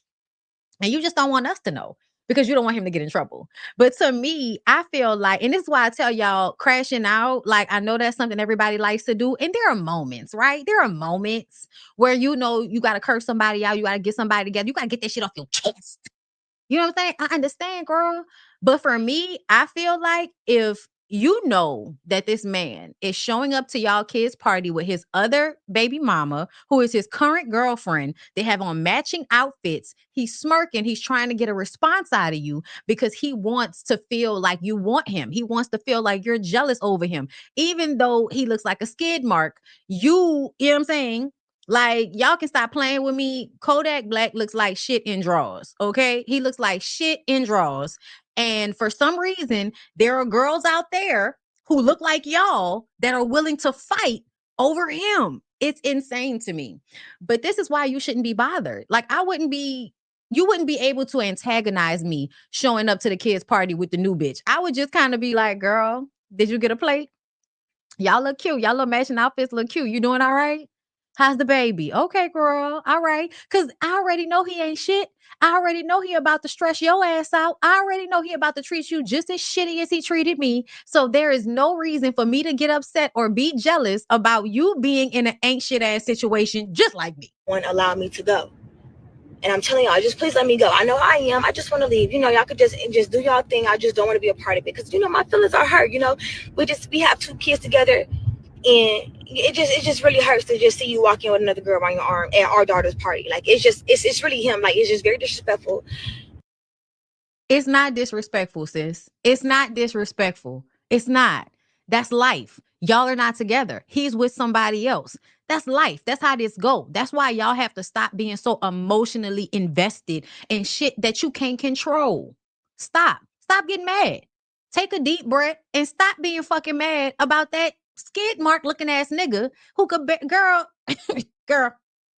And it's just very rude and inconsiderate. Because if I would have walked in with another nigga on my arm, oh, you would have crashed out way worse than me. Like, niggas can never take what they dish out. So as I'm trying to brush it off, you know, whatever the hell. As I look up on the stage, you know, she's antagonizing me, you know, just kind of just smirking at me, you know, like, yeah, I'm the mom. Like, it just, you're sitting on stage like you're the mom of the party or not. So you just sitting up on stage, you know, smirking, you know, I'm the mama, whatever the hell. So I go up there, I try to, you know, talk to her as a woman or whatever. But, you know, unfortunately, it didn't happen like that. They both get a little slick antsy and things just escalated how it escalated. But no children got hurt. Nobody got hurt. Everyone rise to their feet for the royal Capri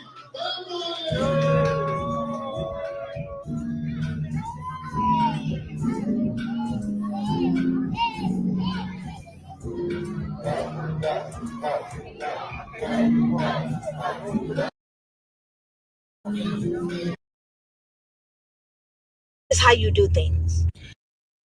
You could have called me, hey, MJ, I'm here with the baby. You know, hey, I would have introduced you. I would have sat you down properly. Hey, girl, yeah, have a good time. You know, it was the fact they did this really big entrance. They walked in like it was about them. They all matching. They all walking in during Yuri's party. You could have at least walked in with your kids by yourself for the party that you threw with your child, not with her.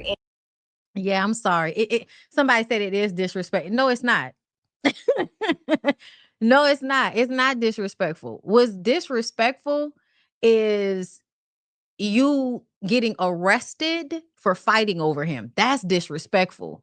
And I'm talking about you disrespecting your fucking self. To me, he's a clown. She's a clown. If it was my daughter's party, then nobody would be walking in on a mic like that. So where were you? All I know is you come out of a crowd and I guess you want to fight. They say he paid for the party also. Yeah, girl, I'm sorry. I'm gonna just have to say it. I know y'all feelings be hurt, but what you need to learn how to do is take a deep breath, go outside, woosah, understand that you getting upset is going to give him exactly what he wants. So don't get upset. Don't be bothered. It's your child's party. Let the party commence and just understand that from now on, y'all need to have separate parties. From now on, he can have a party with the baby when he got the baby for her birthday, and then you orchestrate what's gonna happen for your child on her birthday because that's your baby, and you always with your baby, and you just make it so that he don't have the room to do shit like this. You just learn and you change your behavior. Stop being stupid and expecting him to respect you because he's never respected you. To me, it's stupid for you to even expect respect from a disrespectful motherfucker, and that's how y'all play yourself. That's how y'all play yourself. Because y'all know these niggas ain't shit. And you continue to be emotionally invested and get mad and give them a reaction that they're looking for. They want you to be mad. They want you to be bothered. The girl wants you to be mad too. The girl wants you to be bothered too. Girl, I would be laughing at they stupid ass. I'm laughing at you too because I feel like y'all really fighting over a super duper senior. Like, I know Kodak is a very successful rapper and all of that, but the way I have seen that nigga in dark rooms tweaking and crashing the fuck out like a crackhead, you will never ever convince me that anybody should be fighting over a nigga like that. You don't get mad and fight at the baby's party and destroy the baby's party over no ego bullshit because your feelings hurt. You're an adult. Suck it the fuck up. You're an adult.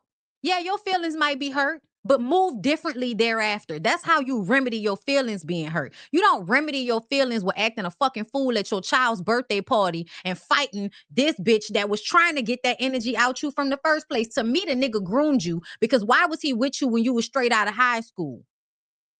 How you let that slow ass nigga groom you is beyond me. I blame your I blame your mammy. I blame your mama. I sure do.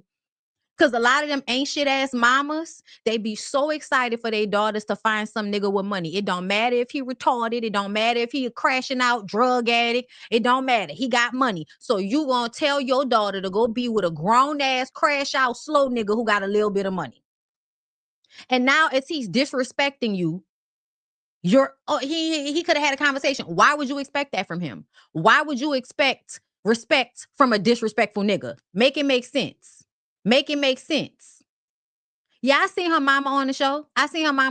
And that's why I know that a lot of these girls that end up in these relationships with these niggas is because they mamas ain't shit neither. They mamas are opportunistic. They mamas want them to go find some nigga with money so what will my girl Erica De Niro say? So that they could be laying in the bed eating wings and shit. So your mama could be down to the mansion eating wings and shit in the bed. Fighting over a goddamn crackhead. Y'all are crazy. You dumb, she dumb, and anybody else that go and let that nigga lay on top of them and do the business, girl, you letting that nigga lay on top of you and do the business? Have y'all seen this? Oh, I'm sorry. All of y'all crash out women out there that like to make a scene because your feelings was hurt, you felt disrespected. I'ma need for y'all to step y'all coochie up. I'ma need for y'all to step y'all coochie up and realize sometimes the best response to these motherfuckers is no response at all. Clock the tea, clock what was going on, and just say from now on, we're moving very differently. We're moving very differently from now on. And have a separate party and don't allow him the space to act like that. And this is another thing. Because they pay for shit, y'all let them pay for it, and this is how they disrespect you. This is why you can't always feel like, oh, if he gonna pay for it, I'm gonna let him pay for it. You know why? Because you allowing him to run shit with money means he's gonna disrespect you, and you're gonna have to take it because he the one with the money, right? Right? No.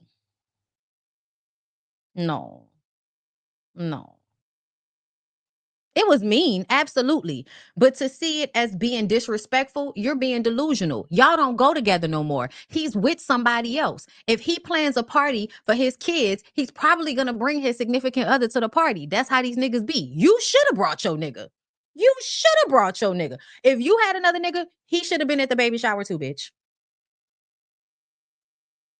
Girl, listen. I ain't trying to put my homegirl business out there.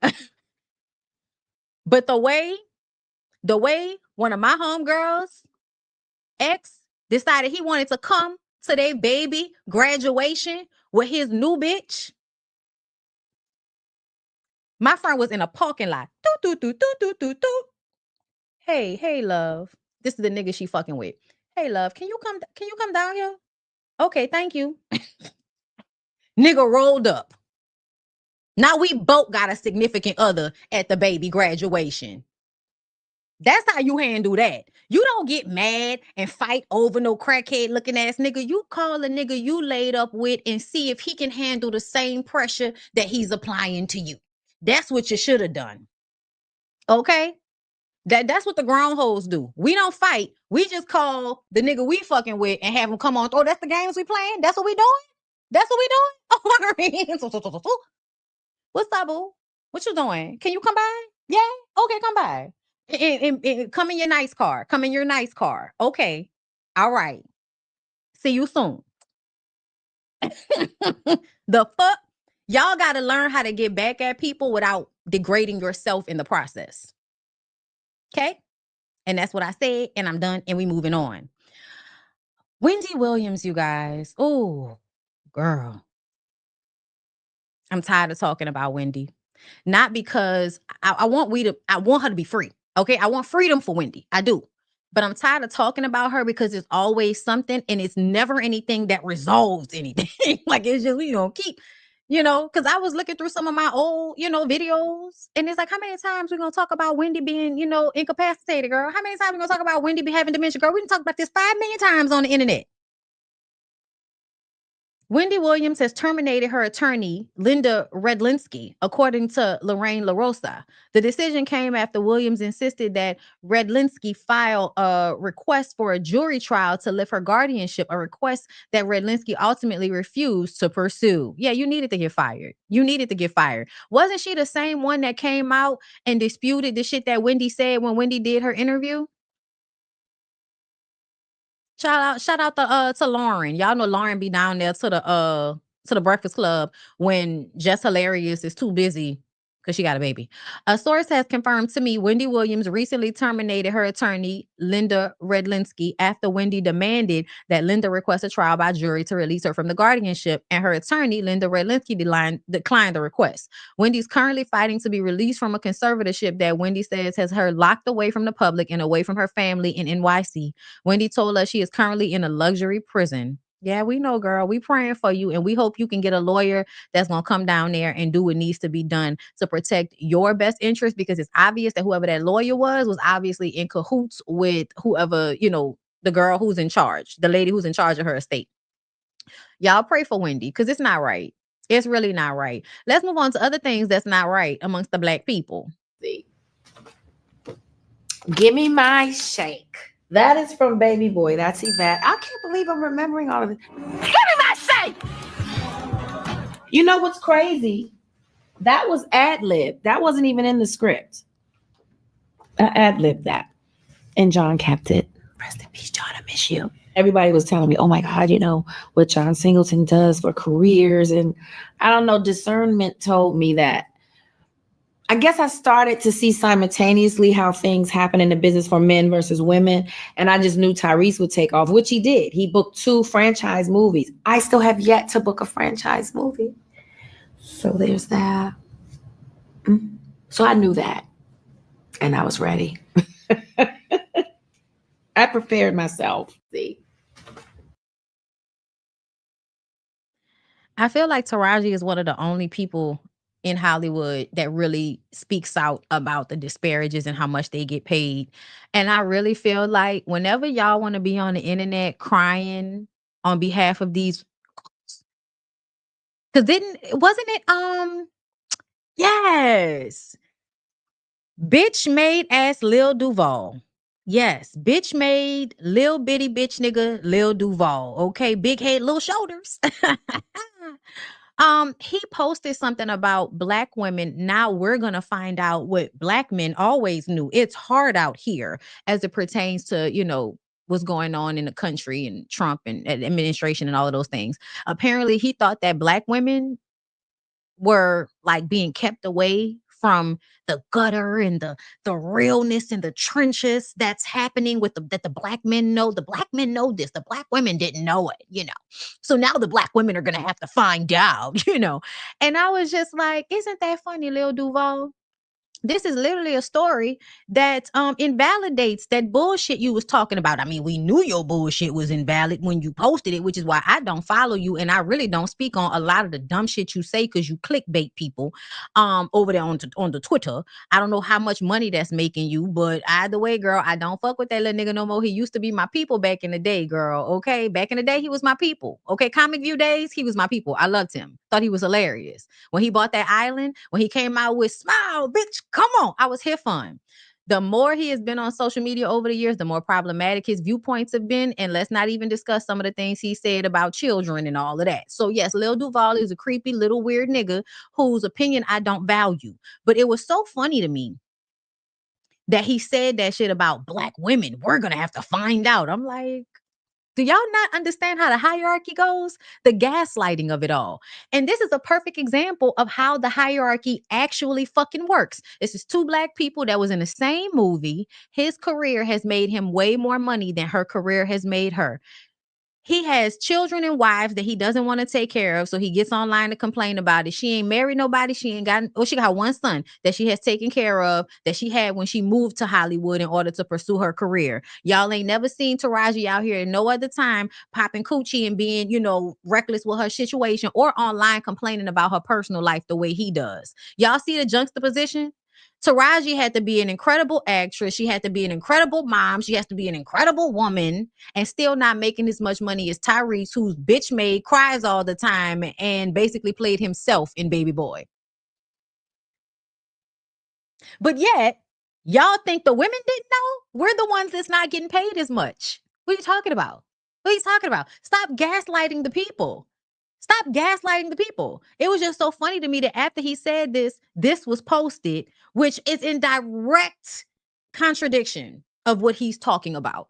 Two black people, black woman, black man gets to continue to do well in his career, no matter how problematic he is. Black woman, who has always been, you know, to me, not the most problematic, has always kind of been on the good side of things for the most part, y'all, because y'all know how she feel about black men sometimes. Let's not even go there. But either way, Taraji has always had decorum about herself, handled herself well, always been an excellent actress, has had so many roles that people remember, but she's still not making the same amount of money that nigga Tyrese is making. Meanwhile, Tyrese is complaining about having to pay child support when he makes $100,000 a month, $200,000 a month. Tyrese makes $200,000 a fucking month, complaining about giving his baby mamas $20,000 a month for child support. He makes $200,000 a month. He's complaining about $20,000 a month for his two children. That's both of them combined, not just one. That's both of them, because he's fighting with Samantha, so he doesn't have to give Samantha the same $10K a month that he's giving the previous wife and the oldest daughter. Isn't that crazy? Isn't that crazy? Black woman, not even making that much money, took care of her child and did not go out there and have any more children that she couldn't handle. But we will still get up there on the internet and gaslight black women into believing that we've been living in la la land and our lives have been so much better than the black men's lives. Girl, I can't stand you niggas. Like the video.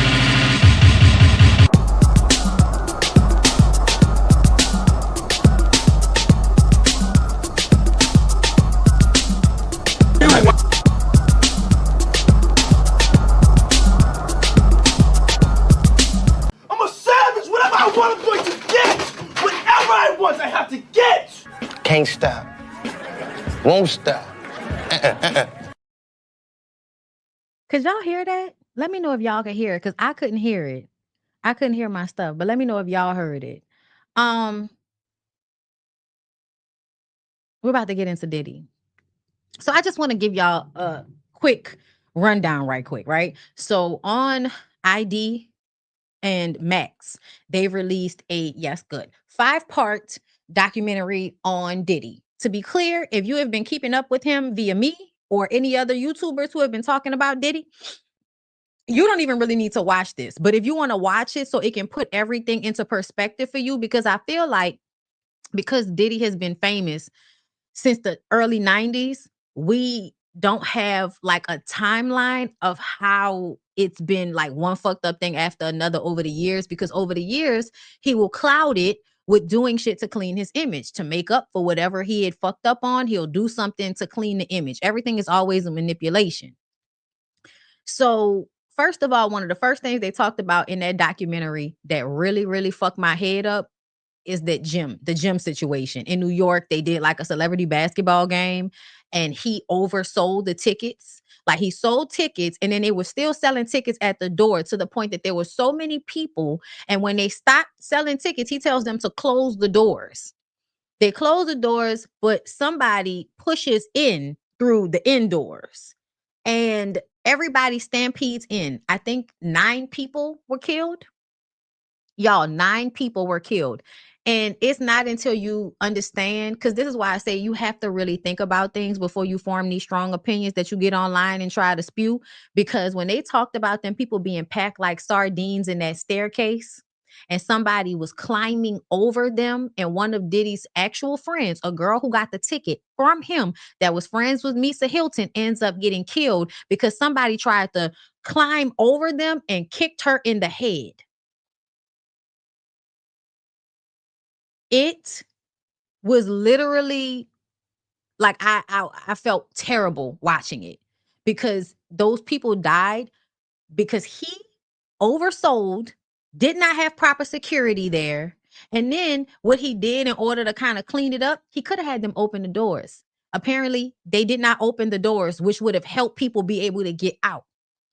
They didn't open the doors, but once everybody is laid out on the ground about to die, now he's going around trying to perform CPR on people. So what people remember when they saw him is him trying to help people.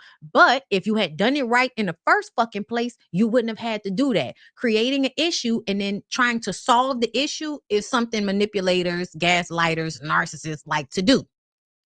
That's why men are always telling women to create a need for them. Nigga, find something to do. I don't need to create no need for you. I don't need to allow myself to go without just so you can find something to do. Nigga, find something to do or get the fuck out my face. Anyway, so that was the first thing. 9 people died because of that shit, y'all. That was terrible. And the lasting effects of that, like, it was just bad. It was really bad. Then we go through, you know, the relationships in the 90s and what happened with Biggie and, you know, what happened with, you know, the Craig Mack era. People are dying. Everybody, this is one of the things that made me not like Diddy when that movie came out about Biggie Notorious. They tried to make it seem like Diddy wasn't antagonizing the situation, but he was. He was absolutely antagonizing the beef. Okay? Y'all know I think that he's behind a lot of that shit. They definitely feel like he's behind Tupac's. They don't know about, you know, Biggie. I feel like he might be behind Biggie as well because a lot of people were speculating that Biggie was going to leave Bad Boy. And that was his cash cow. And we all know that a lot of these rappers were worth more dead than alive because once they died, what happened? To me, Puffy wasn't even really seen that seriously. He was latching himself onto Biggie the entire time, you know, in the videos, on the songs. He is the Bad Boy brand, so he has to be present. Once Biggie died, he was able to catapult himself up using Biggie's death because when every step I take, the song still makes me sad. Like the song will still make me want to cry. Okay. So I feel like he still has all of these talents and they're still trying to put forward the fact that he's very talented and he was good at a lot of the things that he did. And that kind of revalidated my feelings about him being one of the best producers because really, he may not be in there making the beats, but he would be listening to the songs. Diddy would be high and doing his thing, listening to whatever old disco records or whatever old records he liked. And then he call somebody and be like, y'all need to make a track with this song. And they would make the track with that song. And he would either tell them to change it or approve it. So it was still his brainchild for a lot of the mixing that happened with the old R&B and the hip hop. That was still his brainchild. Either way, they really want you to see that side, but his childhood friend, I don't agree with his childhood friend about Holly, because a lot of them like to act like Hollywood made Puffy like this, but no, they actually tell a story about Ed Howard when he beat that girl with a belt in front of everybody. And after he beat her, he walked off and she ran behind him. Do y'all remember us having a conversation about Jonathan Majors and how that girl was running behind him? And so many of y'all was like, no, if he was really abusing her, she wouldn't be running behind him. Okay. Literally, a woman who was there, who was in the dorm room, watching from upstairs, saw him screaming and hollering, pulling his belt off. The girl comes downstairs. He whipped her in the middle of, like, right in front of their dorm rooms. So many people heard, nobody did anything. After he finished beating her with the belt and she was on the ground, he walked off and then she kind of limped off after him. Yes, he beat that girl with a belt at Howard and people knew about it. Absolutely. So that was talked about in the documentary. What else? They talked about Kim Porter, but they just kind of talked about how, you know, he was with her, but he wasn't really with her. And then he popped out with JLo and how disrespectful that was. The shooting. Y'all know he shot that lady in the face. Y'all know he shot that lady in the face and lied about it and, you know, kind of made it so that Shine took the fall. And there was actually the driver who was the one that was the driver that kind of took them away from the scene. He was the getaway driver and they got into a whole police chase and they had blocked him off and they were trying to force the driver to keep driving. So Diddy and JLo get in the back seat. The security guard gets in the front seat with the driver and kind of has a gun showing for him to keep driving, even though the police are chasing them. When the police cut them off, he was like, the chase is over. Okay. So that driver went to court, even after being threatened and all of that, still went to court and said he got in a car with a gun. Him and JLo jumped in the car with a gun, and the security guard jumped in the front with me with the gun. He still got off, even though this man showed up and testified that Diddy jumped in the car with a gun. Okay. So that's one thing that they talked about. They did talk about, they talked to D Woods and making the band and all of the things that went on there that we actually saw. But for some reason, we think it's not as abusive as it was. It was fucked up. And I think if we were watching it now, we would feel way differently about it. But it was very abusive, and the way he pinpicked at them girls and their bodies. And then when you look at them, they look sickly. They look like they have been being drained of their life force energy. Okay. They also, of course, get into the Cassie situation and, you know, things he said. The last part was the part that I felt like was new information. Part 5 was only 20 minutes long, and it's them sitting down with his assistant from 2019 to 2021. This is an assistant that I feel like he was probably attracted to because of the way the assistant looked. Light skin, light eyes, soft, curly textured of hair. You know, y'all know Diddy is kind of enamored with people that, you know, he's a colorist. He's enamored with people that look a certain way. Even though Kim was darker, she still had that soft texture of hair, exotic look. You know what I mean? So he has the assistant. First of all, the assistant has so many voice messages that they played during the documentary of Diddy sending him voice messages, asking him for Cialis, asking him for a plan B, asking him for this drug, that drug. So there's literally voice messages of Diddy asking his assistant for all of these drugs and shit. So he called the assistant into a room when they was doing a freak off, and the assistant knows what's up, right? So the assistant set the whole shit up. And he also talks about the baby oil and how often the baby oil was used, and actually showed the picture. I guess Diddy must have sent him something of them cooking the baby oil. Whatever they were putting inside the baby oil, like Diddy was like, oh yeah, make sure they, you know, look at we cooking up the baby oil. Like it was a part of it, right?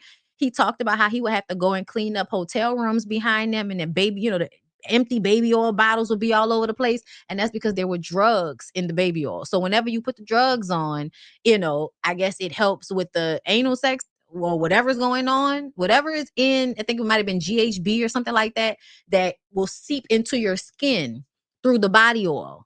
Okay. And he would even have it to the point that the room had to be a certain temperature. You've heard him in interviews talk about that himself, about how the party has to be perfect all the way down to the temperature of the room, so that the alcohol can seep into the body, you know, fast and all of that type of shit. Like Diddy had that shit down to a science, and that included the baby oil. So he asked the assistant to come in. He's in there with these girls, and he puts his hands on the assistant's shoulders and said, you know, time for you to do something, playboy, or whatever the fuck he said, hand him a condom.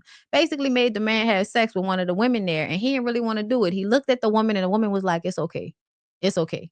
So he said, I performed for a little while, and then I got the fuck out of there. And he was crying. He was like, I had a girlfriend. He was like, I didn't want to do it. But I felt like if I didn't do it, I don't know what would happen to me. I had seen him abuse other people. I had heard stories about the things that he did. So I need for people to understand Diddy was able to get away with a lot of shit because his reputation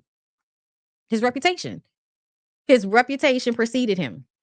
The documentary is on Max and ID. Diddy is very, very calculated, very, very smart. Like, you know, it is a genius level, but everybody needs to understand that with that amount of power, that amount of genius and all of that, it does not absolve trauma. They talked about his mama and how his mama was terrible, how she would beat him, how he would get beat for the smallest thing. So I do, you know, when you talk about somebody being brutalized, his mom felt like Diddy was not hard enough. He wasn't hard enough. So she would beat him and do a lot of things to him to harden him up. Well, here we are with a psychopath. So a lot of y'all, I've met so many, especially in New Orleans, I've met so many Black women that are so worried about their sons being soft that they overdo it trying to make them hard, and you end up creating psychopaths. Because that's what happened. Yes, he was an only child. But yeah, like I feel like his mom definitely created that monster. And then he was also trying to fashion himself behind his father, who was a drug dealer. You know what I'm saying? So it's a lot to that. Yeah, but therapy exists. But if you know, like I know, a lot of these people with money still don't go and get therapy. They still don't go and get help. So whatever issues they had prior to success and money and success only makes it worse. And also all of that Diddy, you can't work, you can't sleep. Y'all, that hustle mentality that he promoted, I feel bamboozled and led astray. Because essentially, me, myself, personally, I was affected by that don't sleep, work mentality, especially in my 20s, right? Because you feel like you got to work yourself to the bone. Diddy was always talking about, I don't sleep. Yeah, nigga, because you're on coke. The fuck? The rest of us are not on coke, my nigga. That's why we can't be up 3 days, don't stop, can't stop, We can't do that, nigga. We not on the same drugs as you. That's the crazy part. The crazy part is before we knew all of this, allowing him to influence us as black people listening to rap and hip hop, like talking to us about how we not working hard enough and we got the same 24 hours in a day, nigga. I don't have the same supply of cocaine as you. I can't do that much work. The fuck? Putting all this pressure on us. We not on what you on, nigga. The fuck? The documentary was still good because I feel like it really laid everything out. Kind of showed you the timeline. Yeah, not forget the EP. Girl, he was doing everything. Any drug they had, he was doing it. So when he was, whatever I want, I gotta get it. He's high, my nigga. He's high. He's high. He doesn't have the energy to stay awake for 24 hours by himself. Now you done lost your marbles and you're crashing out. That's why your ass in jail right now. Let's listen to what Q from Day 26 had to say on The Breakfast Club. Why did you leave? Why did I leave? Why did you leave initially? Well, if you watch Making the Band for like the last season, you saw that I was like tripping about management. I remember that. Business. So that's why when we went to Atlantic, I was like, oh, he's still involved? No. Who, the manager at the time? Okay. That was a very hard time for me. This is the time where I went through mental health. Yeah. And I'm healed now, but I went through so much of not being in a group and some other stuff too. It just was a time of kind of like me trying to recover. Did you go to therapy? Yes. Good job, my brother. Still Yeah, me too. Yeah, absolutely. Do y'all feel that everything's happening with Puff right now is karma for some of the stuff he did? I don't know. I mean, God don't play about me, man. So I mean, I don't know. It's a lot of things that he's done. I don't know what he really did and didn't do. To be very transparent with y'all, like I've been through so much trauma. Whoever that was that said, I don't know what he did or didn't do, just shut up. Just shut up. Don't say nothing. Just shut up. Cause y'all know. I hate when people act like they don't know. Like this nigga was hiding shit. He wasn't hiding nothing. He didn't give a fuck about none of y'all. Any disrespectful, fucked up shit he was doing in front of people. With this guy, man, and the whole situation. And I just want to say, I think he needs a lot of prayer and he needs mental health, like the things that we can relate to, you know? Absolutely. I think that's what's going to save him or help him. Yeah. Nothing else. I don't think we should talk about him. I don't think we should make fun of him. It's like real shit. That's a lot of the stuff is funny though. It is funny. I agree. Y'all are scared. Y'all are still scared. And it's also giving, is it Munchausen? Is that what it is? Whatever girl, I don't know. Whatever syndrome it is. No, that's not it. What's the syndrome when, you empathize with your abuser? Y'all gonna put it in Stockholm syndrome. A lot of people have Stockholm syndrome from working with Diddy. And they're also scared that he's going to get out of jail and then he's going to be on the lookout to get back at them. Because another thing we find out in that documentary is how vindictive he is. They talked about this young woman. I forgot her name, but she's a beautiful young woman that he met. And another thing, Teresa Graves. That's another thing I wanted to tell y'all. Teresa Graves' story was a part of the documentary as well. And y'all remember everybody was trying to say Teresa was lying. Now, she did not mention Big Joe Sherman and her telling of the story. But a lot of those things, y'all, remember when I told y'all she had way too many details in order for that to be a lie like that? I still stand on that. I still feel like there was some absolute truth to the Teresa Graves story, because when she talks about the menthol, the stuff he slathered on himself, like all of that, I don't know for sure. But Teresa Graves is one of them people that a lot of y'all wanted to say was lying, and she was one of the people that was in this documentary, and I still don't believe she's lying. I don't. And I think it helps when they show y'all pictures of these people when they were younger, when this actually happened to them, because when you see them as young, you can see why he would do it. Diddy had an attraction to beautiful people and kind of harming beautiful people. It was something, and I think it was a reflection of how he saw himself. I don't think he saw himself as attractive for real. That's why he had to pretty himself up so much. But he knew that he wasn't as attractive. And so when it comes to beautiful women, beautiful men, I think he often would try to play power plays with them, whether it's getting them so you can hurt them or trying to destroy them in some way. But yeah, no, Teresa Graves as a young woman, I could absolutely see him wanting to fuck with her. Or honestly, I feel like, I don't know, because we haven't heard from Teresa Graves' boyfriend at the time, who was apparently working for Diddy. Whoever he is, to me, he's staying quiet because he's trying to protect himself and Diddy, I'm sure. But that was done because of him. I don't know what he did, but I feel like Diddy did what he did to Teresa because of her boyfriend. Like, you did something to piss him off, and so he brought your girl to the studio under false pretenses, assaulted her, recorded it, and then showed it to everybody. So yeah, that's one part that y'all gotta go look at, the Teresa Graves part. But the other part was a young woman who was much younger than him, and he's like in his late 40s, early 50s or something like this at the time, and he rose up on her in the club, and she was not impressed and did not want to fuck with him. It definitely gives a woman doesn't want you, and so you apply super duper duper duper pressure, okay? Because the girl said I wasn't interested. He gave me his number. I wasn't interested. He would keep applying pressure until you would acquiesce, right? You acquiesce, and then he's nice, and you having a good time, okay? But then all of a sudden, then he's like, oh, come to this party, come to that party, like inviting you in, and you want to be a part of this clique. These are very rich and famous people. Most people would be like, oh, great, I got invited to a Diddy party. And so people want to be in the limelight. They want to be next to these people, but they don't know what these people really are like.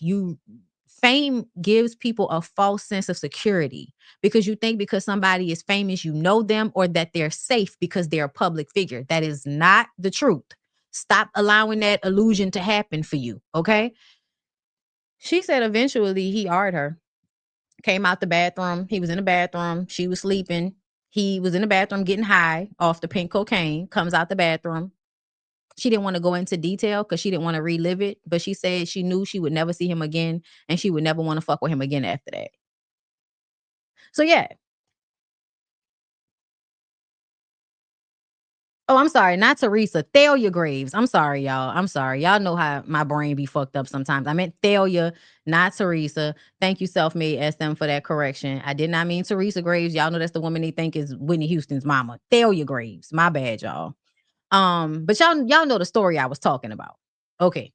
So I feel like, motherfuckers be out here still trying to lie for him, but it's more so out of fear than anything. People are still scared he's going to get out and be vindictive. And he is very vindictive. The smallest slight will have him fucking over people. And that was also a part of the documentary. Y'all got to go watch it. I'm with you 100%, but it is, to Jeff's point, it is a lot of comedy. A joke is a joke. But there's also a lot of trauma there. Sometimes that's all you can really do. You know what I mean? You just laugh at it. Just not all of it. When they pulled out all them thousands of bottles of baby oil, bro, it's funny. But you know what it is, Q? Like a lot of times, man, you see people, a lot of times when we talk about people's trauma, it makes it feel like we're making excuses for him, but it really is, that really probably is the root of all of this shit. You know, like hurt people, man. There we go. Yeah, there we go. You had trauma from that dude way before any of these allegations, right? So when you got to do interviews and you know these questions are going to come up, does it trigger things? To be honest, and it used to. In my documents that I have for my mental health, I have his name mentioned in there, but it used to traumatize me a lot, to where everybody thought something was really wrong with me and stuff. But I just don't blame him. I blame people around him too, because they ain't innocent either. So It's a lot, man. That's the thing. Like you said, enablers, people around him who are, whatever happened, we don't know because he's not found guilty or anything like that. But the people around him that's allowing it to happen, a lot of times those people are just as guilty. You know? Just as they are. You could have seen something and never said something. Say something now. I seen it. Well, how come you didn't say it then? You could have saved that person or you could have helped that person. So when we see things like that, that's why I always feel like it's good to talk about things where people understand. Because a lot of people don't understand the industry. They just see the gold and the glisten, the cars, the mansions, the jewelry, the clothes. They're like, this is what I want. Right. But a lot of times they don't know how that happened, you know? Yeah. So when you hear the Aubrey days and the D Woods talking, how did that make y'all feel? I mean, for me, I just seen it and I really didn't know. You know what I'm saying? And for us to be so close with them, and experience so much with them, to not know that they was experiencing those kind of things, that was weird to me because I literally never heard nothing like that about any of them while we were there. Now, he's lying. He's lying, and I can tell he's lying because of the look on Brian's face. we experienced some of the stuff with him, firing them and all of that stuff. But as far as like, the stuff that that D Woods and then was talking about like body shaming and the other things with Sarah Stokes talking about everybody was too big. Everybody was, that's what I'm talking about. Everybody. But it was further. It was further than that. Like she went, like Sarah Stokes was talking about how he touched her inappropriately and those kind of things like that. I never really experienced those, and I never seen them act that kind of way. But that could be their mask or their shield. I'm not saying it did, but I'm just saying as they brothers, they never disclose those kind of things with us. And the sad thing when men, but y'all knew your brother was going through something, though. No, not at that time. We didn't. Not at the time. So when he ended up coming back to the group, that's when we started to understand things was different and seeing a different walk and understanding when I what left it the was. group, I went to sing background for Dirty Money. Right. He was on stage with them on the news that time. I was looking at the news like, why is my group member singing backgrounds? Yeah, so he stuck around a little bit longer inside that formula versus us leaving and doing the Atlantic thing and trying to figure that out. So when he got back, we did notice different things or whatever. But I mean, he's a lot better right now. Yeah. Sure. I'm glad you're a lot better, Q. To me, they're not saying it, but something happened. Something happened. I'm starting to get sad. I'm sorry, y'all. That just kind of, because I feel like they all bullshitting right now, but the way they saying, like he did something to Q. It wasn't just verbal abuse, and the verbal abuse is very bad. Please don't get me wrong. It wasn't just verbal and mental. He did something to Q. That's what I feel. Because Q is way more fucked up than the rest of y'all. I also feel like Diddy probably recognized the softer personalities because he was a softer personality because, his mama tried to beat it out of him. So I feel like this is a reflection of him seeing somebody that was probably just like him as a child, a softer temperament as a man, and then trying to ruin that, basically. Yeah, you did it on purpose. I feel like you sought him out because he probably was the softer personality.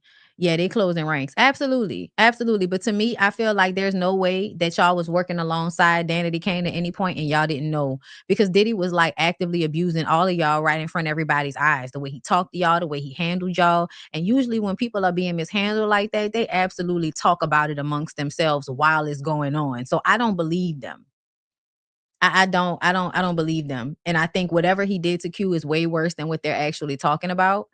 And I feel like in order to maybe get past it, y'all want to try to find a way to think that Diddy is savable. But I just kind of feel like some people are not savable in this life. Some people are not going to be fixed in this life. And that's just what it is. Stop thinking that everybody can be prayed for and they can become this better individual for everybody when they've done such harmful, fucked up things. They are in a darkness within themselves. That's not something another person can pray them out of. Yep. Q, Dawn, Aubrey, Diddy showed them additional attention over the rest. You could see it from the show. And that's another thing. I feel like we acting like the shit that was happening when you really look back, and I'm glad somebody said this on YouTube. I'm about to go back and rewatch. Making a Band, and we gonna talk. If I see something, we gonna talk, because I feel like he was doing shit during that time, and then the band members would act weird, and we would think it's the band members acting weird. not that they're responding to however they've been abused before the cameras start rolling. Yeah, it's a lot. It's a lot. It's really fucked up. And I just want everybody to be, mindful that these people aren't who you think they are. They had somebody in the comments talking about, it's just crazy how everyone turned their back on him. Girl, ain't nobody turned their back on him. They backed away with their fucking hands up, because if they'd have turned their back on him, he'd have fucked them in the ass. Let's move on. So this was all up and down my timeline all day. And I'm like, I need for y'all to understand, I don't care about these little racist moments with these Karens and these Kens out here. I don't care. Like, y'all do this shit all the time. It's nothing new. I do like for y'all to get embarrassed and lose money because of your racism. I enjoy that aspect of this. But outside of this, I'm not emotionally moved by some rinky-dink ass white girl losing her shit and being racist. But I want to remind everybody that how you respond to people in anger is a signifier of the shit that goes on in your mind that you know better than to say when you're not mad. Let's hear what Karen had to say. First of all, the outfit. Where the fuck are you going? You're a wetback. Oh, wetback? Girl, really? Girl, really? You calling people wetbacks? Word? Oh, okay. Oh, girl. What else? Got it? Wetback. What else? And you a dirty white girl. Look at your hair. Trump is doing good things. You guys rape people. Yeah. You guys rape and kill people. Right?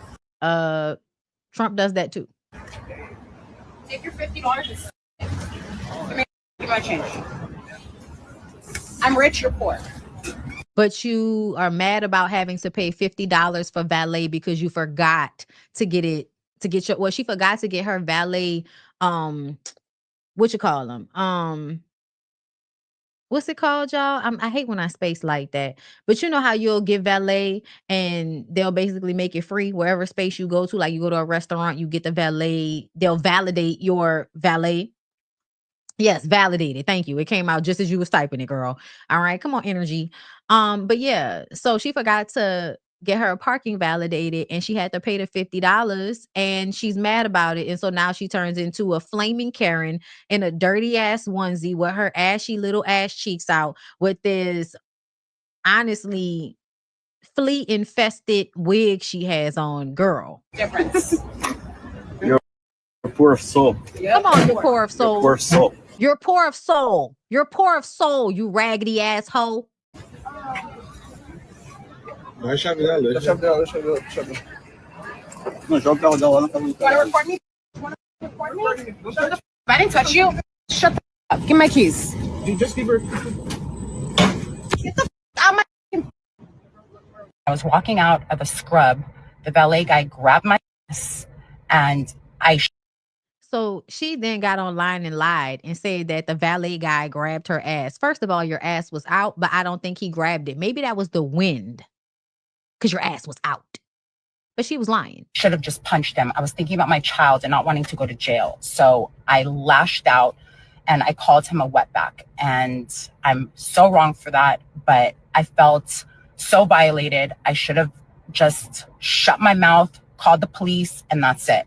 So basically, I'm explaining to everybody, I am sorry for what I said. I've been around Mexicans, dated Mexicans my whole life. My parents are immigrants. And that obviously doesn't mean a fucking thing. The farthest thing from racist possible. Why don't you guys call people like my housekeepers who I got their papers for them and how many people I've helped? You got your housekeeper's papers because you want to make sure they still there to clean your house. You raggedy ass, ignorant girl. From different races and so on and so forth. It's just the internet feeds you guys and it sucks you guys. And it's so sad. It's such a disgusting place. Girl, nothing is more disgusting than watching you in those ashy ass cheeks flaunt around calling people wetbacks because your rich broke ass don't want to pay $50 for valet. I was walking out of a scrub. The valet made a mistake, with my mouth. I'm the farthest thing from racist. Is this what you guys wanted from me? You guys are affecting everybody in my life.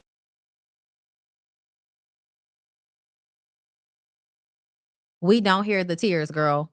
We don't hear the tears.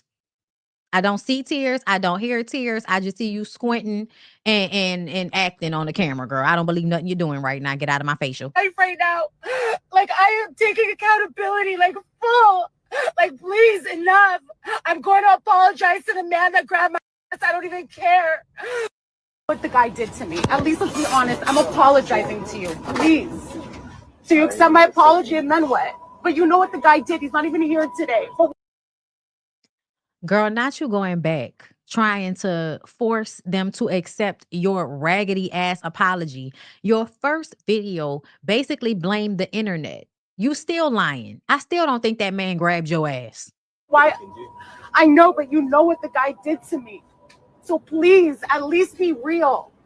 I'm the farthest thing from racist possible. I told you, you're a good-looking guy with green eyes. Do you think I have any all my partners are... I need for y'all to understand, you can want to fuck somebody and still be racist. Our slave owners taught us that.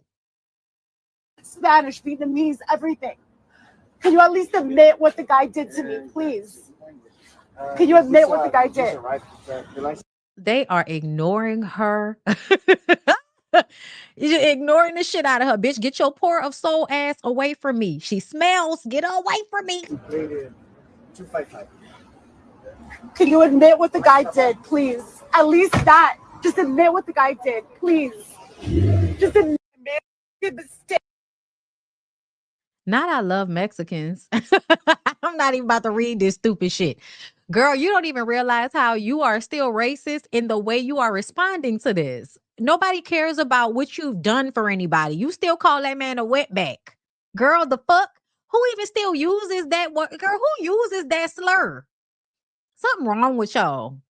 Something is really wrong with y'all, but y'all let Trump pump y'all head up. That's what it was. Y'all let Trump pump y'all head up. That's what y'all continue to do, which is why a lot of us, the 92%, didn't want that nigga elected, because we know how y'all act when somebody like that is in the White House. Y'all think that gives y'all the validation to act the ass out in public because you didn't want to get your car validated, bitch. Okay?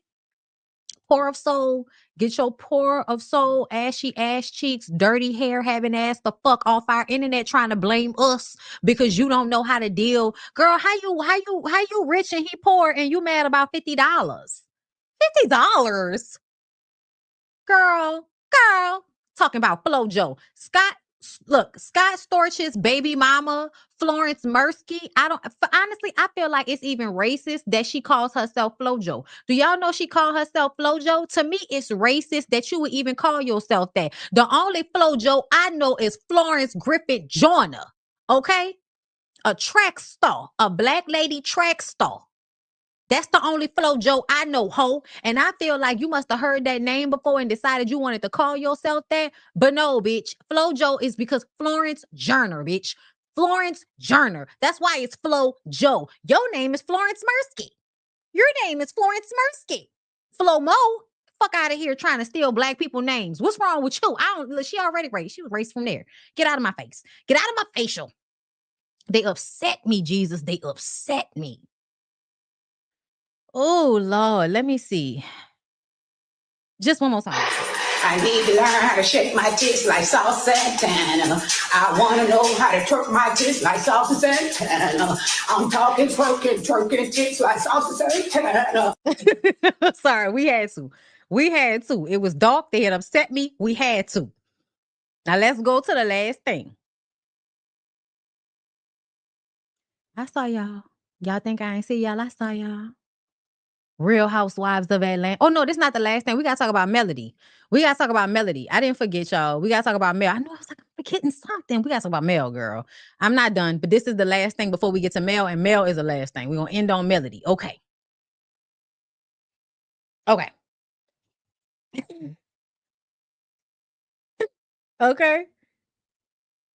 Real Housewives of Atlanta is finally coming back, y'all. They finally got something to give us. Let's see. Portia, you look wonderful. Just as dark and villainous as you can be, girl. Just a beautiful dark villain. That's what she's giving. She's giving a beautiful protagonist. Antagonist, bitch. She's an antagonist. She look good. She always look good, though, girl. If she ain't gonna do nothing, she gonna look good. Let's see if she'll actually be something worth watching on this new season, because y'all waited so long to come back. Who knows what we gonna get? All right, come on, Drew, Portia Jr. Come on, Drew, Portia Jr. Because I don't know what I'm looking at sometimes when I look at Drew, girl. It's definitely giving Portia Jr. Okay, Shamia. Come on, best friend. Come on, best friend. Mm, I mean, what y'all think about this outfit? I don't know. It's definitely giving Maleficent, bitch. Bitch, it's definitely giving Maleficent. It's definitely, giving I was the villain, girl. I was the villain. I'm the villain. You're right. She, me, I'm her. Villain. How you doing? Grrr, growl. There goes Drew the liar. Girl, if Drew ain't gonna do nothing, she gonna lie. She look like a lion up in the eye. She got the big hair. She got the eyeliner. It's giving lion because she's a liar. She's lying. Okay. Again, Shamia is still giving friend to the show. The outfit in the little curl right here is still giving friend to the show. But we like to see you. So, thank you. Who is this? They ain't got no names on this, y'all. Who is this? They ain't got no names. Ain't nobody saying nothing, y'all. Who is this? She look good. I don't know who that is, though. Y'all tell me. And y'all, why are they on this? What is these stairs that they on? Who asked for this? Who is this? Is this the Britney girl? Is this the one that got into it with Kenya? Is this her? Who is that? Hey, Phaedra. Oh, girl, no. You are definitely giving, girl, it's definitely giving death becomes her. Okay. Phaedra is definitely giving death becomes her. Okay. She is selling y'all the fountain of youth juice. And you just got to sell your soul to her. And you're going to get this fountain of youth juice. Come on, Elvira. Yes. Elvira realness. Girl. Cynthia's back. All right. Where's Kenya? So Kenya really gone? Okay. Cynthia, you look good. But what is that around your neck? I don't like that around your neck. And what is that on your hand? I don't like that either. And why are y'all on this scaffolding? Like, what is these stairs that y'all on? Where y'all going? Where are the stairs leading to? What is this? Like, why is this y'all? Why is this the photo shoot though? Why is this the photo shoot? Like, why are we hanging off of stairs? It's a gymnasium. Like, what is going on? Girl, I don't know what the fuck this is. Girl, are the kids playing? What's going on? Is it a stairway to hell? Where are we going on these stairs? Nowhere. Okay, that's what the season gonna give y'all. We gonna climb up, we gonna plateau, and then we gonna fall down on the side. Ain't nothing gonna happen on this show, girl. Where's Kenya? And who are these other people? Yeah, I imagine this is the Brittany Edie girl. I don't know these other two women. Phaedra, Cynthia. Cynthia, I don't like that around your neck. Cynthia, why is your wig like that? Cynthia, you make too much money for your wig to be like that. Do y'all see the difference? Do y'all see the difference? Her wig look like it ain't got no scalp. That's a scalp wig. That's a weave. I don't know. That's like a quick weave. That's somebody real hair. Come on, Shamia. That look like a good wig ledge, or maybe a good weave. I can't tell, but that's probably it's giving a good weave. It's giving a good weave. This is also giving, go naked hair, Portia. It's really good, girl. Cynthia, I'm gonna need for you to step your wig game up if you're gonna be here. If you're gonna come back, I'm gonna need for you to step your wig game up. I'm gonna need for you to do that expeditiously, please. Okay, because I can't deal with you coming around here with them African lady wigs on. I can't. I don't want that for you. I don't want that for us. If you're gonna come back, I'm gonna need for you to get that together. Okay, that's not what it's giving it. Oh, girl, do y'all think it look like Soul Train? I'm trying to understand. I don't know what's going on. The photo shoot is very confusing. I feel like they're gonna fall and hurt themselves. Like, I feel like somebody gonna bust, a BBL on one of these sharp edges. Like, it's just giving way too many sharp edges for the girls with the BBLs. Like, look, somebody might fall and break a hip. I don't know. I feel like Phaedra probably couldn't walk. And whatever the fuck this is, child, don't let her come to the table with that. She gonna set herself on fire. I forgot. I was just watching something last night where somebody had on bell sleeves and caught on fire. Girl, y'all think they gonna give season 16? Y'all think they gonna give? Because I don't know. I don't know if they gonna give, girl. I'm not too sure, but that's what they had going on. Let's press. We're gonna get into this last topic, and I need for y'all to support. Anywhere you go, you belong. Anywhere you said, anywhere.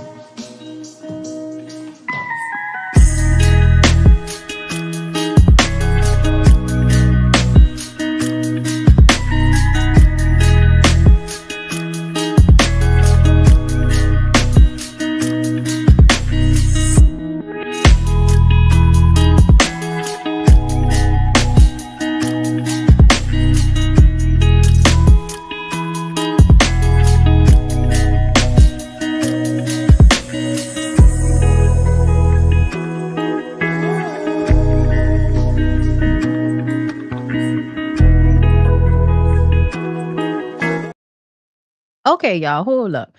Cause I'm listen, I'm gonna just put this up, okay? Cause I ain't got time to be finding something to put on the screen. Let's talk about it. So we're gonna talk about Melody. Let's talk about Melody.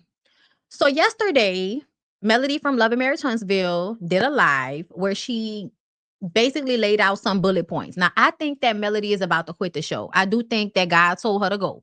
There were a few times throughout this live where, and y'all can catch this live on YouTube. I only posted a clip of it. Okay. I only posted like 26 minutes, girl. I was under the dryer and I was listening. I was like, ooh, as soon as she started talking about Destiny, I was like, bitch, record. Okay. So Mel basically went through and talked about Destiny, Trisha. She talked about Carlos, but she wasn't actually saying his name. And she talked about Nell and Chris Fletcher. Basically, with Nell, girl, wasn't nobody calling you to leave your mama to come and be with me. Nobody asked you to do that. We was cool and all of that, but nobody called you so that you could leave your mama's bedside and come and be there for me. You was really going through it because you want to be all invested in Martel. You want to be arguing, trying to fix Martel. And so now you calling me because Martel didn't got your nerves upset. No, don't try to act like, you know, it was something that it wasn't. Okay. When it came to Destiny, that was the biggest part for me. Okay, but first, hold up, Trish. She said her and Trish did 2 scenes. We only saw one of those scenes. In the first scene that she and Trish filmed, they tried to bring up the Martel thing, and Mel said, I don't care about that, girl. We don't have to talk about that. Production comes to her and says that, oh, we need you to try to get the truth out of Trisha because she doesn't want to tell us the truth about what happened with Martel. So Mel does her job and asks the questions that we saw about the timeline. She said, I was really just having fun fucking with her, but I didn't really care like that. But they wanted me to get to the bottom of it for the scene, so I tried. Okay, so that's what happened there. When it comes to who else? Carlos apparently asked her, and I'm assuming it's Carlos based on what she said because she did not say his name, but this is what I'm assuming. I could be wrong, but I think I'm right. Carlos asked her if she would like for him to be her TV manager. So y'all know Mel has a plethora of things going on, business opportunities and such. And a TV manager, I'm guessing, would be somebody that handles all of her TV opportunities, all of the hosting gigs that she gets for OWN and stuff like that. Carlos wanted to be the manager of that. To which she responded, no, thank you. No, I'm okay. Thank you. She said no. And then apparently there was workplace retaliation. That's the exact wordage that she used. Okay. Workplace retaliation because she did not want Carlos to be her television manager. And so then all of this shit starts to happen on the show, right? Where, you know, we're going at Mel heavy this season. We're blaming Mel for everything, even though Mel may not even be there. We still talking about Mel. We still mad at Mel. Mel. Okay? Mel. That's all they talk about. Okay? So for the reunion, because I feel like, you know, I guess a lot of people were confused. Let me go to my community tab, girl, so I can pull it up for y'all. So apparently, the reunion show that comes on Saturday was posted online, right? And in the description of the episode, let me pull this down so y'all can see. This is what we see. Kimmy and Melody argue over Melody's double standards. First of all, what the fuck you mean Melody's double standards? Kimmy has been saying this shit for seasons. Mel just wants everybody to be cheating. Mel, you know, she don't like when we talk about her, but then she want to talk about us. All of that's cap. Y'all been talking about Mel this whole time, and Mel has never disrespected you, Kimmy, the way you disrespected her on that reunion show stage. That preview to this reunion show where she's talking about, we didn't talk about the bad ass job you got. Oh, bitch, you was mad, huh, Kimmy? You was really burnt in your britches at that moment to even bring up Mel having a bad butt job, which I don't know who said that, when they said that, or why. I had never heard that, but I don't see it, so I'm not going to care about that because I see her ass all the time. Her ass look fine to me. Okay, and she not the only one that got a BBL. Tisha got a BBL. If she got one, I didn't think she had one, but whatever, girl. Either way, double standards my ass. So already we starting off kind of tilting the narrative towards Melody being the problem, right? Then it says Destiny claims Martel and Melody groomed her for a threesome. Now, what I wanted Mel to talk about was y'all tape the reunion show. Did that ever come up during the reunion show? Because I don't know if I heard her say if it came up during the reunion show, but obviously it must have. And Destiny must have said something along the lines of Martel and Melody were grooming her for a threesome in order for them to put it in the description for the fucking episode. Now, this sounds like what happened the last time Carlos King was on Bravo and Phaedra and Portia were in cahoots to lie and say that Candy and Todd was trying to set them up for the bullshit in the sex dungeon. Do y'all remember? Do y'all remember? Carlos swore up and down that him leaving Bravo didn't have anything to do with that. That wasn't him. It wasn't his fault. We've heard him plenty of times say that that was not him. He didn't tell Phaedra to say that, but whatever. All I know is he was the producer during that time. And then after that, he didn't work there anymore. That's what I do know. That's what I do know. He fell from grace, if you will. He had literally been shunned after that. And it wasn't until he started getting these shows greenlit and reaching out to us as YouTubers to review these shows that he was coming out with. It wasn't until then that everybody was like, okay, let's forgive Carlos. Maybe he's grown. Maybe he's different now. Maybe he learned from that situation on Real Housewives. And so when these shows came up, everybody was like, okay, let's support Carlos because he's a Black executive producer. This is a Black executive produced show on OWN. Let's support. That was the mentality. Do y'all remember when, and I just posted this on my BondyBlue Bites page, Monique Samuel said that he used that same, oh, we're Black thing to get her to sign up for Love and Marriage DC, all for him to treat her worse than the producers did on Real Housewives of Potomac, which is crazy. But that's what she said, okay? So Destiny claims Martel and Melody groomed her for a threesome. They put this in a description, and Mel feels like it was done intentionally to slight her, okay? Another thing I want to talk about is that Destiny, and I have said this before, but maybe y'all don't know because y'all don't be in my reviews all the time. Destiny repeatedly throws out shit just to see if people are going to believe it. She throws out lies to see if people are going to believe it. Also, I remember when she was flirting with Kimmy and Maurice, and they were joking about a threesome. So when were you being groomed for a threesome with Mel and Martel? Melody, in that video that I posted, y'all can go watch it, 26 minutes long. We're not about to go through that.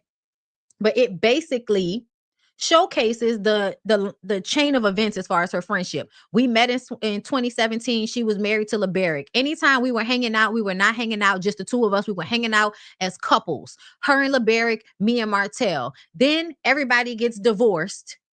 And not too long after that, Mel and her are no longer friends like that. So when would Mel and Martel have had an opportunity to groom Destiny? I feel like the only reason she said that they groomed her is because Destiny likes to provoke people by saying shit that she has no real backing for, but she likes to throw it out there. It's not the first time. She did this shit when she did it with Mel's mom. She did it with Mel's mom talking about you pimping your daughter out. And Mel asked her what she meant by that. And she didn't want to explain what she meant by that. She didn't want to explain what she meant by that. But what she was talking about was Arion getting online and putting it out there that she heard from Martel that Mel had been touched or something along those lines as a child. That is what I feel like Destiny was using when she said that shit about her mouth about Mel. About Mel's mom pimping her out. That's what I really think she was talking about, but she tried to switch it up thereafter. But to me, that let me know that Arion had your ear, and whatever Arion and Martel say, you gonna roll with it, whether it makes sense or not. What did she say? When they had that little meeting on the trip, they was all sitting at the table, and she said that Mel was teaching Arion how to cheat respectfully. That was another thing that she just threw out there, hoping that everybody would just believe it and it would malign Mel. She continuously throws out shit from out of nowhere so that it can malign Mel, talking about, Mel is the reason why everybody think I'm a liar. No, bitch, you're the reason we think you're a liar. You're the reason we think you're a liar because you're repeatedly lying, and we keep catching you in lies, and we've been catching you in lies since you first came on the show. First of all, we do think that LeBerick thought the baby wasn't his, which is why he put you through all of that right after you had that baby. We wonder why that happened. Probably because you were cheating on him with Moses. Because if we're talking about timelines, I need for y'all to make it make sense. These people have not been together or divorced that long for behind Moses to have all of this time. They knew each other for 15 years. Moses was in jail. Moses said he was in jail and married to a whole nother woman and got out of jail. So I'm trying to understand, when were you fucking with Moses in order for it to not cause overlap? To me, if you ask me, what I think, I'm not sure, but what I think she was cheating on LeBerick with Moses. I think that's the reason why LeBerick did not know if that child was his. But once they got the DNA test and all of that, there you go. But he's also still mad at you because you put him through all of that. Now, I don't know LeBerick, but anybody that's best friends with Martel is not to be trusted. Okay? So I still think on some level, LeBerick probably ain't shit either. We saw he recently got arrested as well. We don't know what that was about. It could have been her. It could have been another situation. Either way, birds of a feather flock the fuck together. You and Martel was best friends. Y'all probably was both hoeing and cheating too.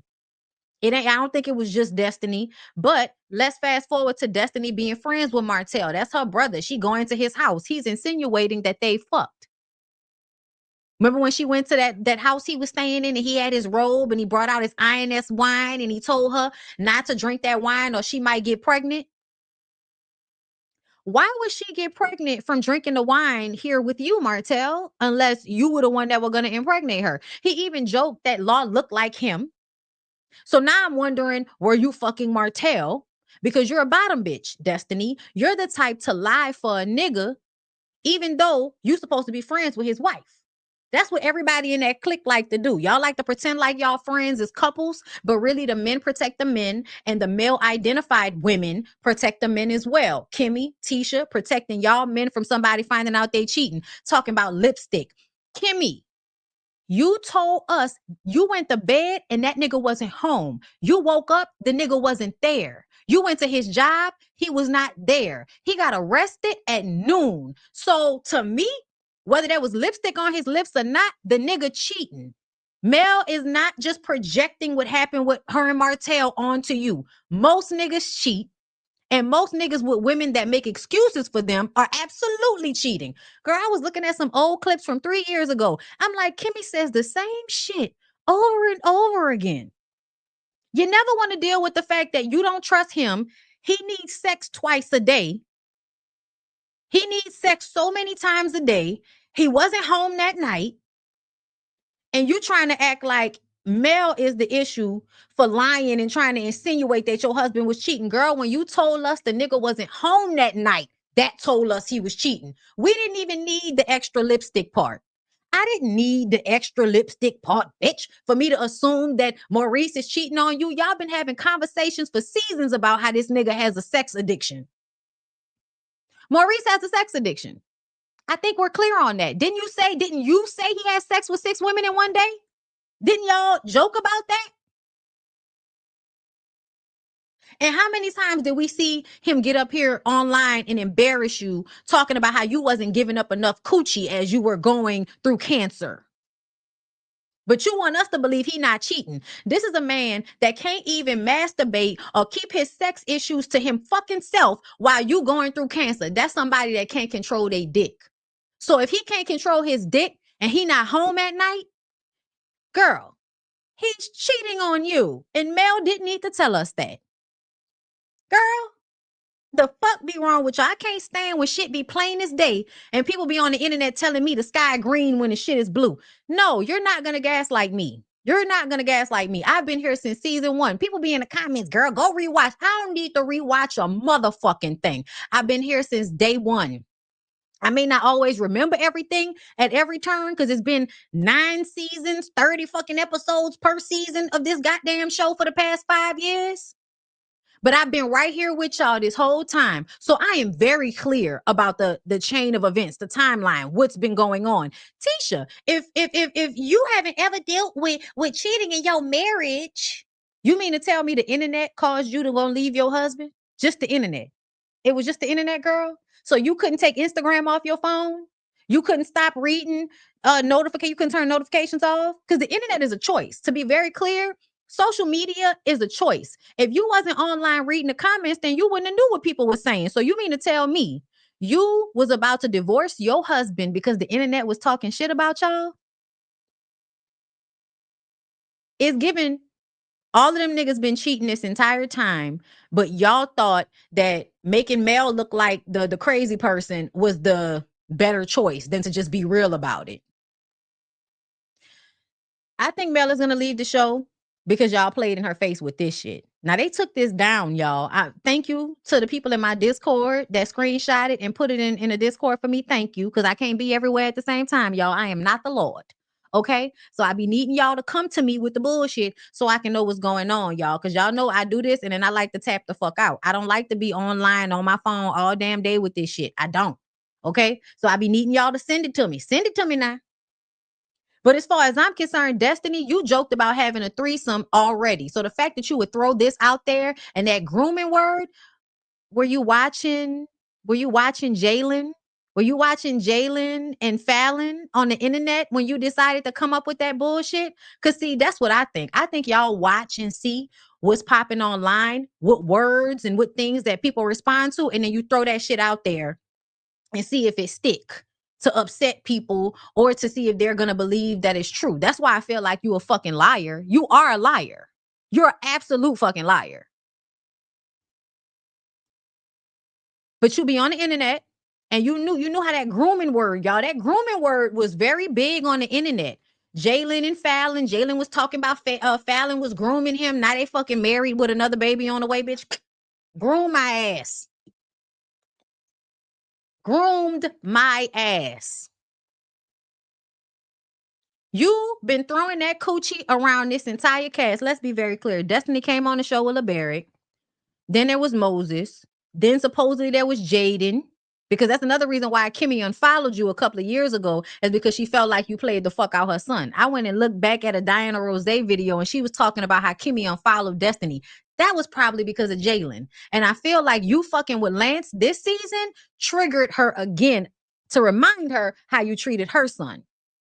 So now you fucking with Lance.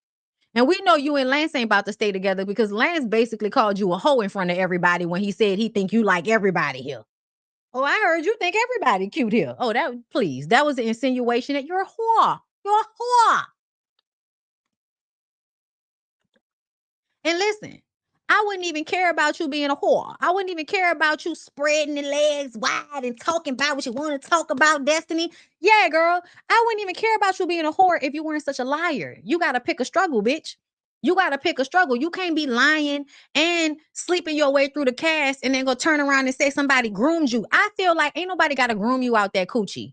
Ain't nobody got to groom you out that coochie, girl. You giving that coochie to whoever you want to give it to. Ain't nobody got to groom you out that coochie. And I feel like you probably gave that coochie to Martel. And I'm also wondering if Mel and Martel attempted to groom you for a threesome, what happened with you and Martel? Because Martel absolutely kind of joked and almost let it slip out that you know what his dick looked like.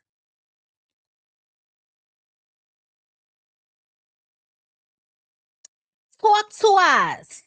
Nah, you're going to get on live with your therapist and be bullshitty, right? Right? We still mad at Sonny. Girl, mad at Sonny over Moses like you ain't been skip hopping over dick, girl. And this the dick we know about. We don't even know about what you've done off camera. Because let's not forget, for the first 2-3 seasons you was on this show, you wasn't telling us shit. Groomed? Girl. Your old ass is wrong for that. You are really wrong for that. And so the insinuation now is that Mel might either sue or something. But it's given she probably won't come back to the show. I don't know. She has not confirmed, but she said, I was gonna bow out quietly. I was gonna leave quietly. But y'all have changed that for me. Okay? I saw somebody in the comments saying, how y'all getting mad at Destiny for something somebody wrote? She said it in order for them to write it. Are you okay? Girl, what's going on? Girl, what's going on? Down to the Love and Marriage Huntsville. And y'all, I've been clocking how Carlos was treating Melody since reunion season 1. To be honest, I've been clocking it for a very long time. As soon as he started asking her questions like, do you think you're woman enough for Martel? Do you think Martel loves the side chick more than he loves you? Do you think that maybe focusing on your business and not focusing on your man is how we got here? See, all of that little messy side bitch rhetoric that Carlos was spewing? That's what let me know he didn't really see it for Mel. Also would let me know he probably wanted to fuck Martel. So Tisha, I am wondering if those rumors that you and Marceau put out there about, about Martel liking dick. I'm wondering, Carlos, Martel, what happened? Cause y'all was real tight. Y'all was doing interviews together. Carlos was consistently protecting Martel. So I don't know. I don't know what was going on. I don't know, girl. I don't know. I'm confused. But I definitely feel like Carlos gave energy of, you won't fuck that lady husband. And a lot of side chicks adopt the mentality of the wife ain't doing what she's supposed to be doing, so I'ma do it. So now I don't like the wife. I think a lot of y'all are mad weird the way y'all fuck somebody's husband and then be mad at them and take on the husband, whatever the husband been telling you in pillow talk. You now take that and now you mad at the wife for what she not doing. Girl, y'all hoes are weird. And that is the way Arion acts, and that's the way Carlos was acting. You can't tell me no different. You tried to see if this show was going to work without Mel that season that Kiki was supposed to spray Marceau, but it never happened. God rest Kiki's soul. Why didn't y'all mention Kiki at all? Why didn't y'all say anything about Kiki when she passed away? That shit was weird. We got through that whole fucking season and we didn't hear nothing about that. Just to showcase a person that was on the show can fucking die and nobody mentions it whatsoever. That should let you know how much shit be going on behind the scenes of Love and Marriage Huntsville that never makes camera. That never makes the show. Mel also was putting it out there. Oh, so y'all knew that Martel was sending out pictures and video of me sucking his dick to make it seem like I'm some whore. Y'all knew he was doing that. Oh, and then y'all acted like y'all didn't know he was doing that when I brought it up, talking about a text message. Was it just a text message? Playing in that lady's face. Gaslighting her. Making it seem as if they had no idea what was really going on. They knew good and goddamn well what Martel was doing because Martel sent it to them. That's what Marceau said. Marceau waited till this season to say that shit. When we started talking about that tape shit, either at the beginning of this season or the last season, I can't keep track because y'all know how they like to do. Y'all don't want to pay them people. You don't want to renegotiate contracts, so you just make the season longer. Part A, part B bullshit. I don't know if they asked not to mention Kiki, but there could have at least been like something. Kiki was on the show. Why would we not talk about somebody that was on the show passing away? Even if it's just them talking about it in the confessional. Can we get like a little screenshot of Kiki and put a rest in peace on that bitch? I didn't see anything.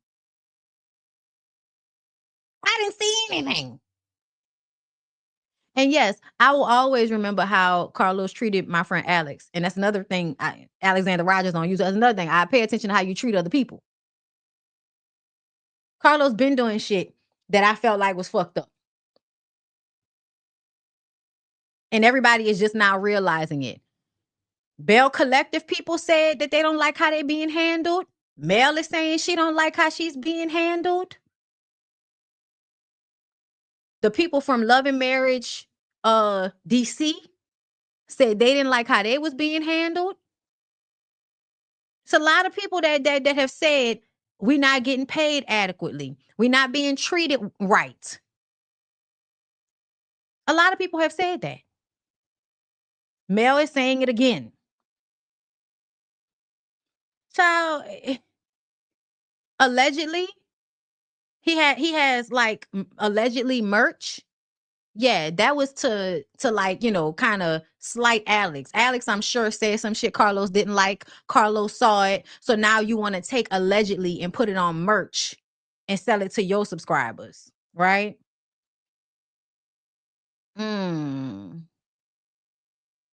Allegedly, Lily. Yeah. That was the situation. So yeah.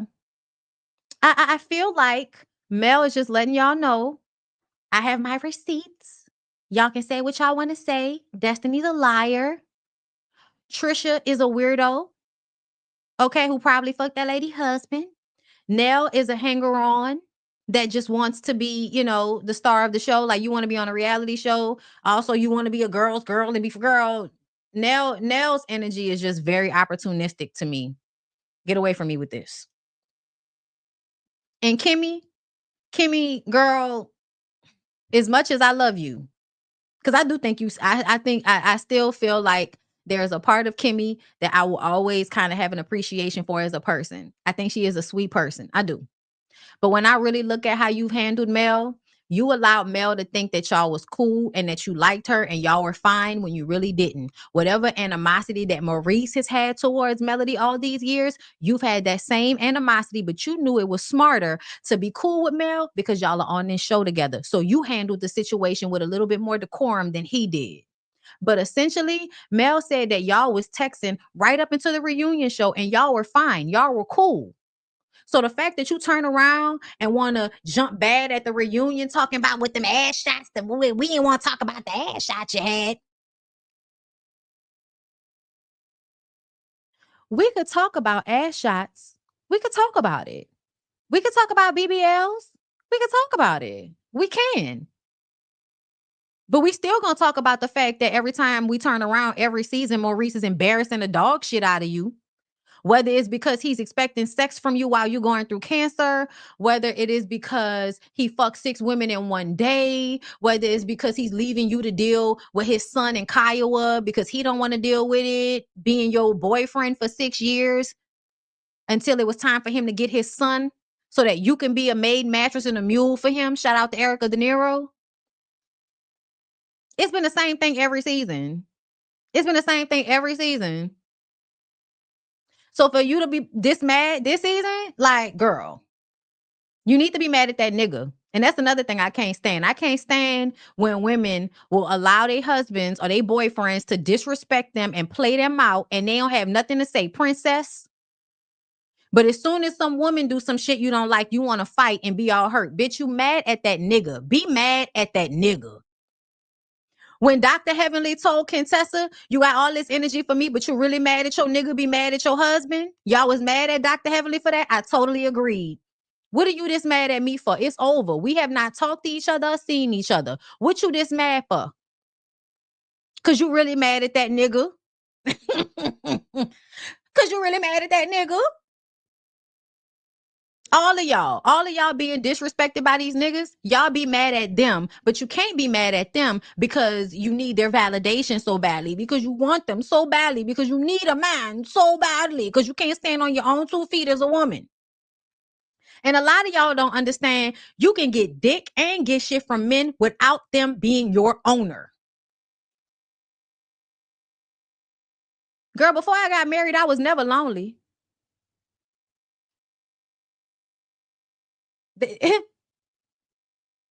Girl, you can always get some dick. It's not hard.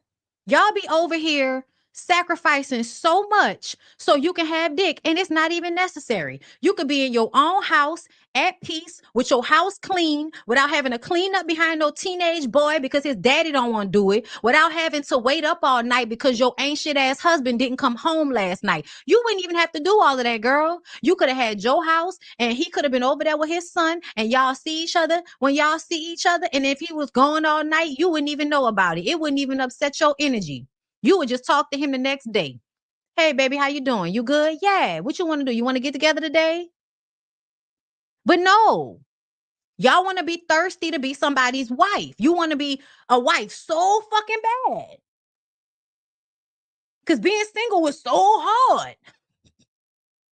And it was only hard, Kimmy, because you felt like you needed to not have any real relationships as long as your son was, you know, in the house with you. You didn't, if it's not my, you know, all of that bullshit.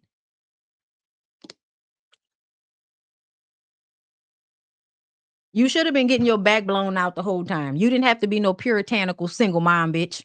You ain't have to be no single mom, not fucking nobody, just so you could end up thirsty and desperate for a husband, so you go and get with Maurice's weird ass. And to me, Maurice is reckless. Reckless with his penis and reckless out here in these streets. That's why he got that DUI. I don't give a fuck how y'all finagled y'all way out of it. He popped up the next day with another bottle. They party, but they obviously don't know how to handle their liquor. They obviously don't know how to cheat respectfully, as Melody was talking about. Y'all thought that shit was funny, but apparently respectful cheating is a nigga coming home every night. I heard at least Martel went home every night. But your nigga went and got that vasectomy after Martel got that girl pregnant. Y'all remember? Y'all remember after Martel got Arion pregnant, Marceau and Maurice went and got snipped? You know why? Because everybody was cheating, Kimmy.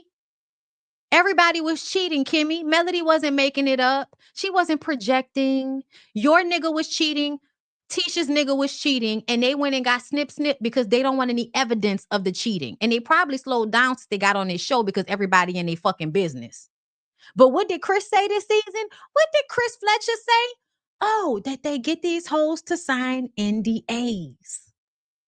So now y'all like Corey Holcomb and y'all go get broke bitches and make them sign NDAs, fuck them, slut them out, and send them home. And then y'all get to go back home to y'all wives and act like Mel is just tripping. We've never done any of that.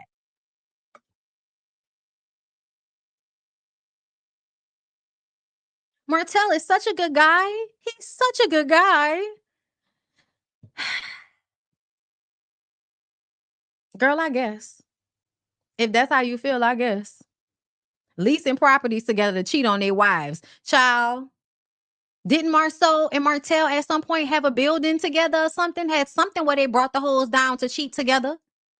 And then once y'all got caught on that front, y'all decided to start doing it at Maurice's office. Remember Kimmy? Kimmy was like, Maurice, why are you doing all of this? Well, why are you doing all of this to this office? Nobody needs to do all of this to this office. You know why he was doing all of that to the office? Because he wants to impress hoes. Who he gonna fuck when he bring them to the office? That's why you thought he was there, right? That's why you thought he was there, because that's where him and Marceau go and fuck the hoes at.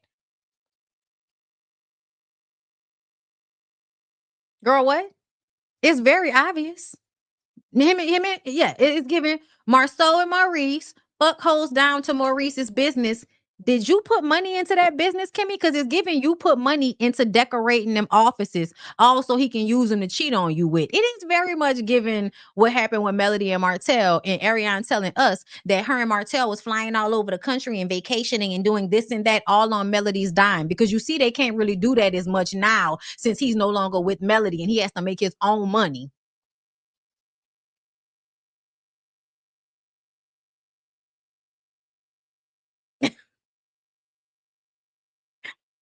Oh, girl.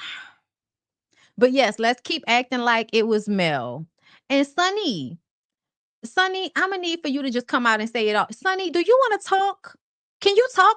Did you sign an NDA? Sonny, listen, y'all send this to Sonny. If you don't have an NDA, I want you to come up here and talk to me, girl. Because I want to know what was going on when you was a producer. I want to know what years you were a producer, who you were producing, and what were the storylines during the time of you being a producer, and what were you seeing versus what we were seeing. Sonny, tell us the truth, girl.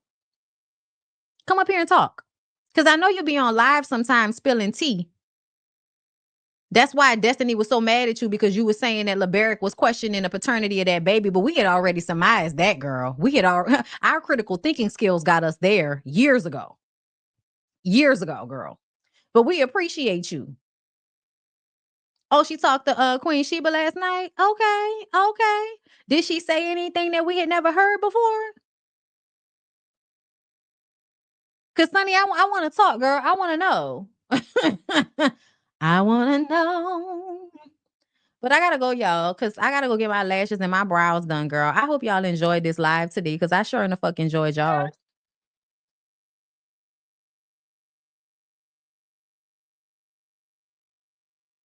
Angela, thank you for the super chat. So Twitch can tell the story without asking G his wife, but Allison cannot tell it now. Weird. Way more people saw Ellen than this. Okay. I don't know exactly, because I feel like it got messed up a little bit, but thank you for the super chat, boo. Jersey, thank you for the super chat. 10 people. One girl was Father MC's pregnant baby's mother. Oh my God. I ain't even know that. Father MC. Yeah, y'all. He used to be the shit back in the day with Jodeci. Give it up for Jodeci. Talia, hey, my love. Thank you for the super chats. Hi, Bondy. They probably reshoot the whole promo to remove Kenya. Ugh, girl. Coco Dog, thank you. Coca Dog, thank you so much for the super chat. I'm just here to like the video. Thank you. I appreciate that. Author Phoenix Williams, thank you for the super chat. When Mel was talking about Carlos management, it reminded me of the 360s that are floating around the book and TV space right now. Her refusal probably made him retaliate. Toxic workplace, in my opinion. And in your opinion will probably be correct, ma'am. I agree. Talia, thank you for another one. Mel is about to be the embodiment of Bernadine Harris, burning shit up and walking away with the meanest walk. Okay. Fuck. Okay, DeQuasia, thank you for always coming through, my love. I appreciate you. Every time I see you, thank you. Chit Chat with QT, thank you for coming through. Come on, break it down, Bonnie. Break. I'm sorry. Girl, one more time before we go. Thank y'all so much for coming through.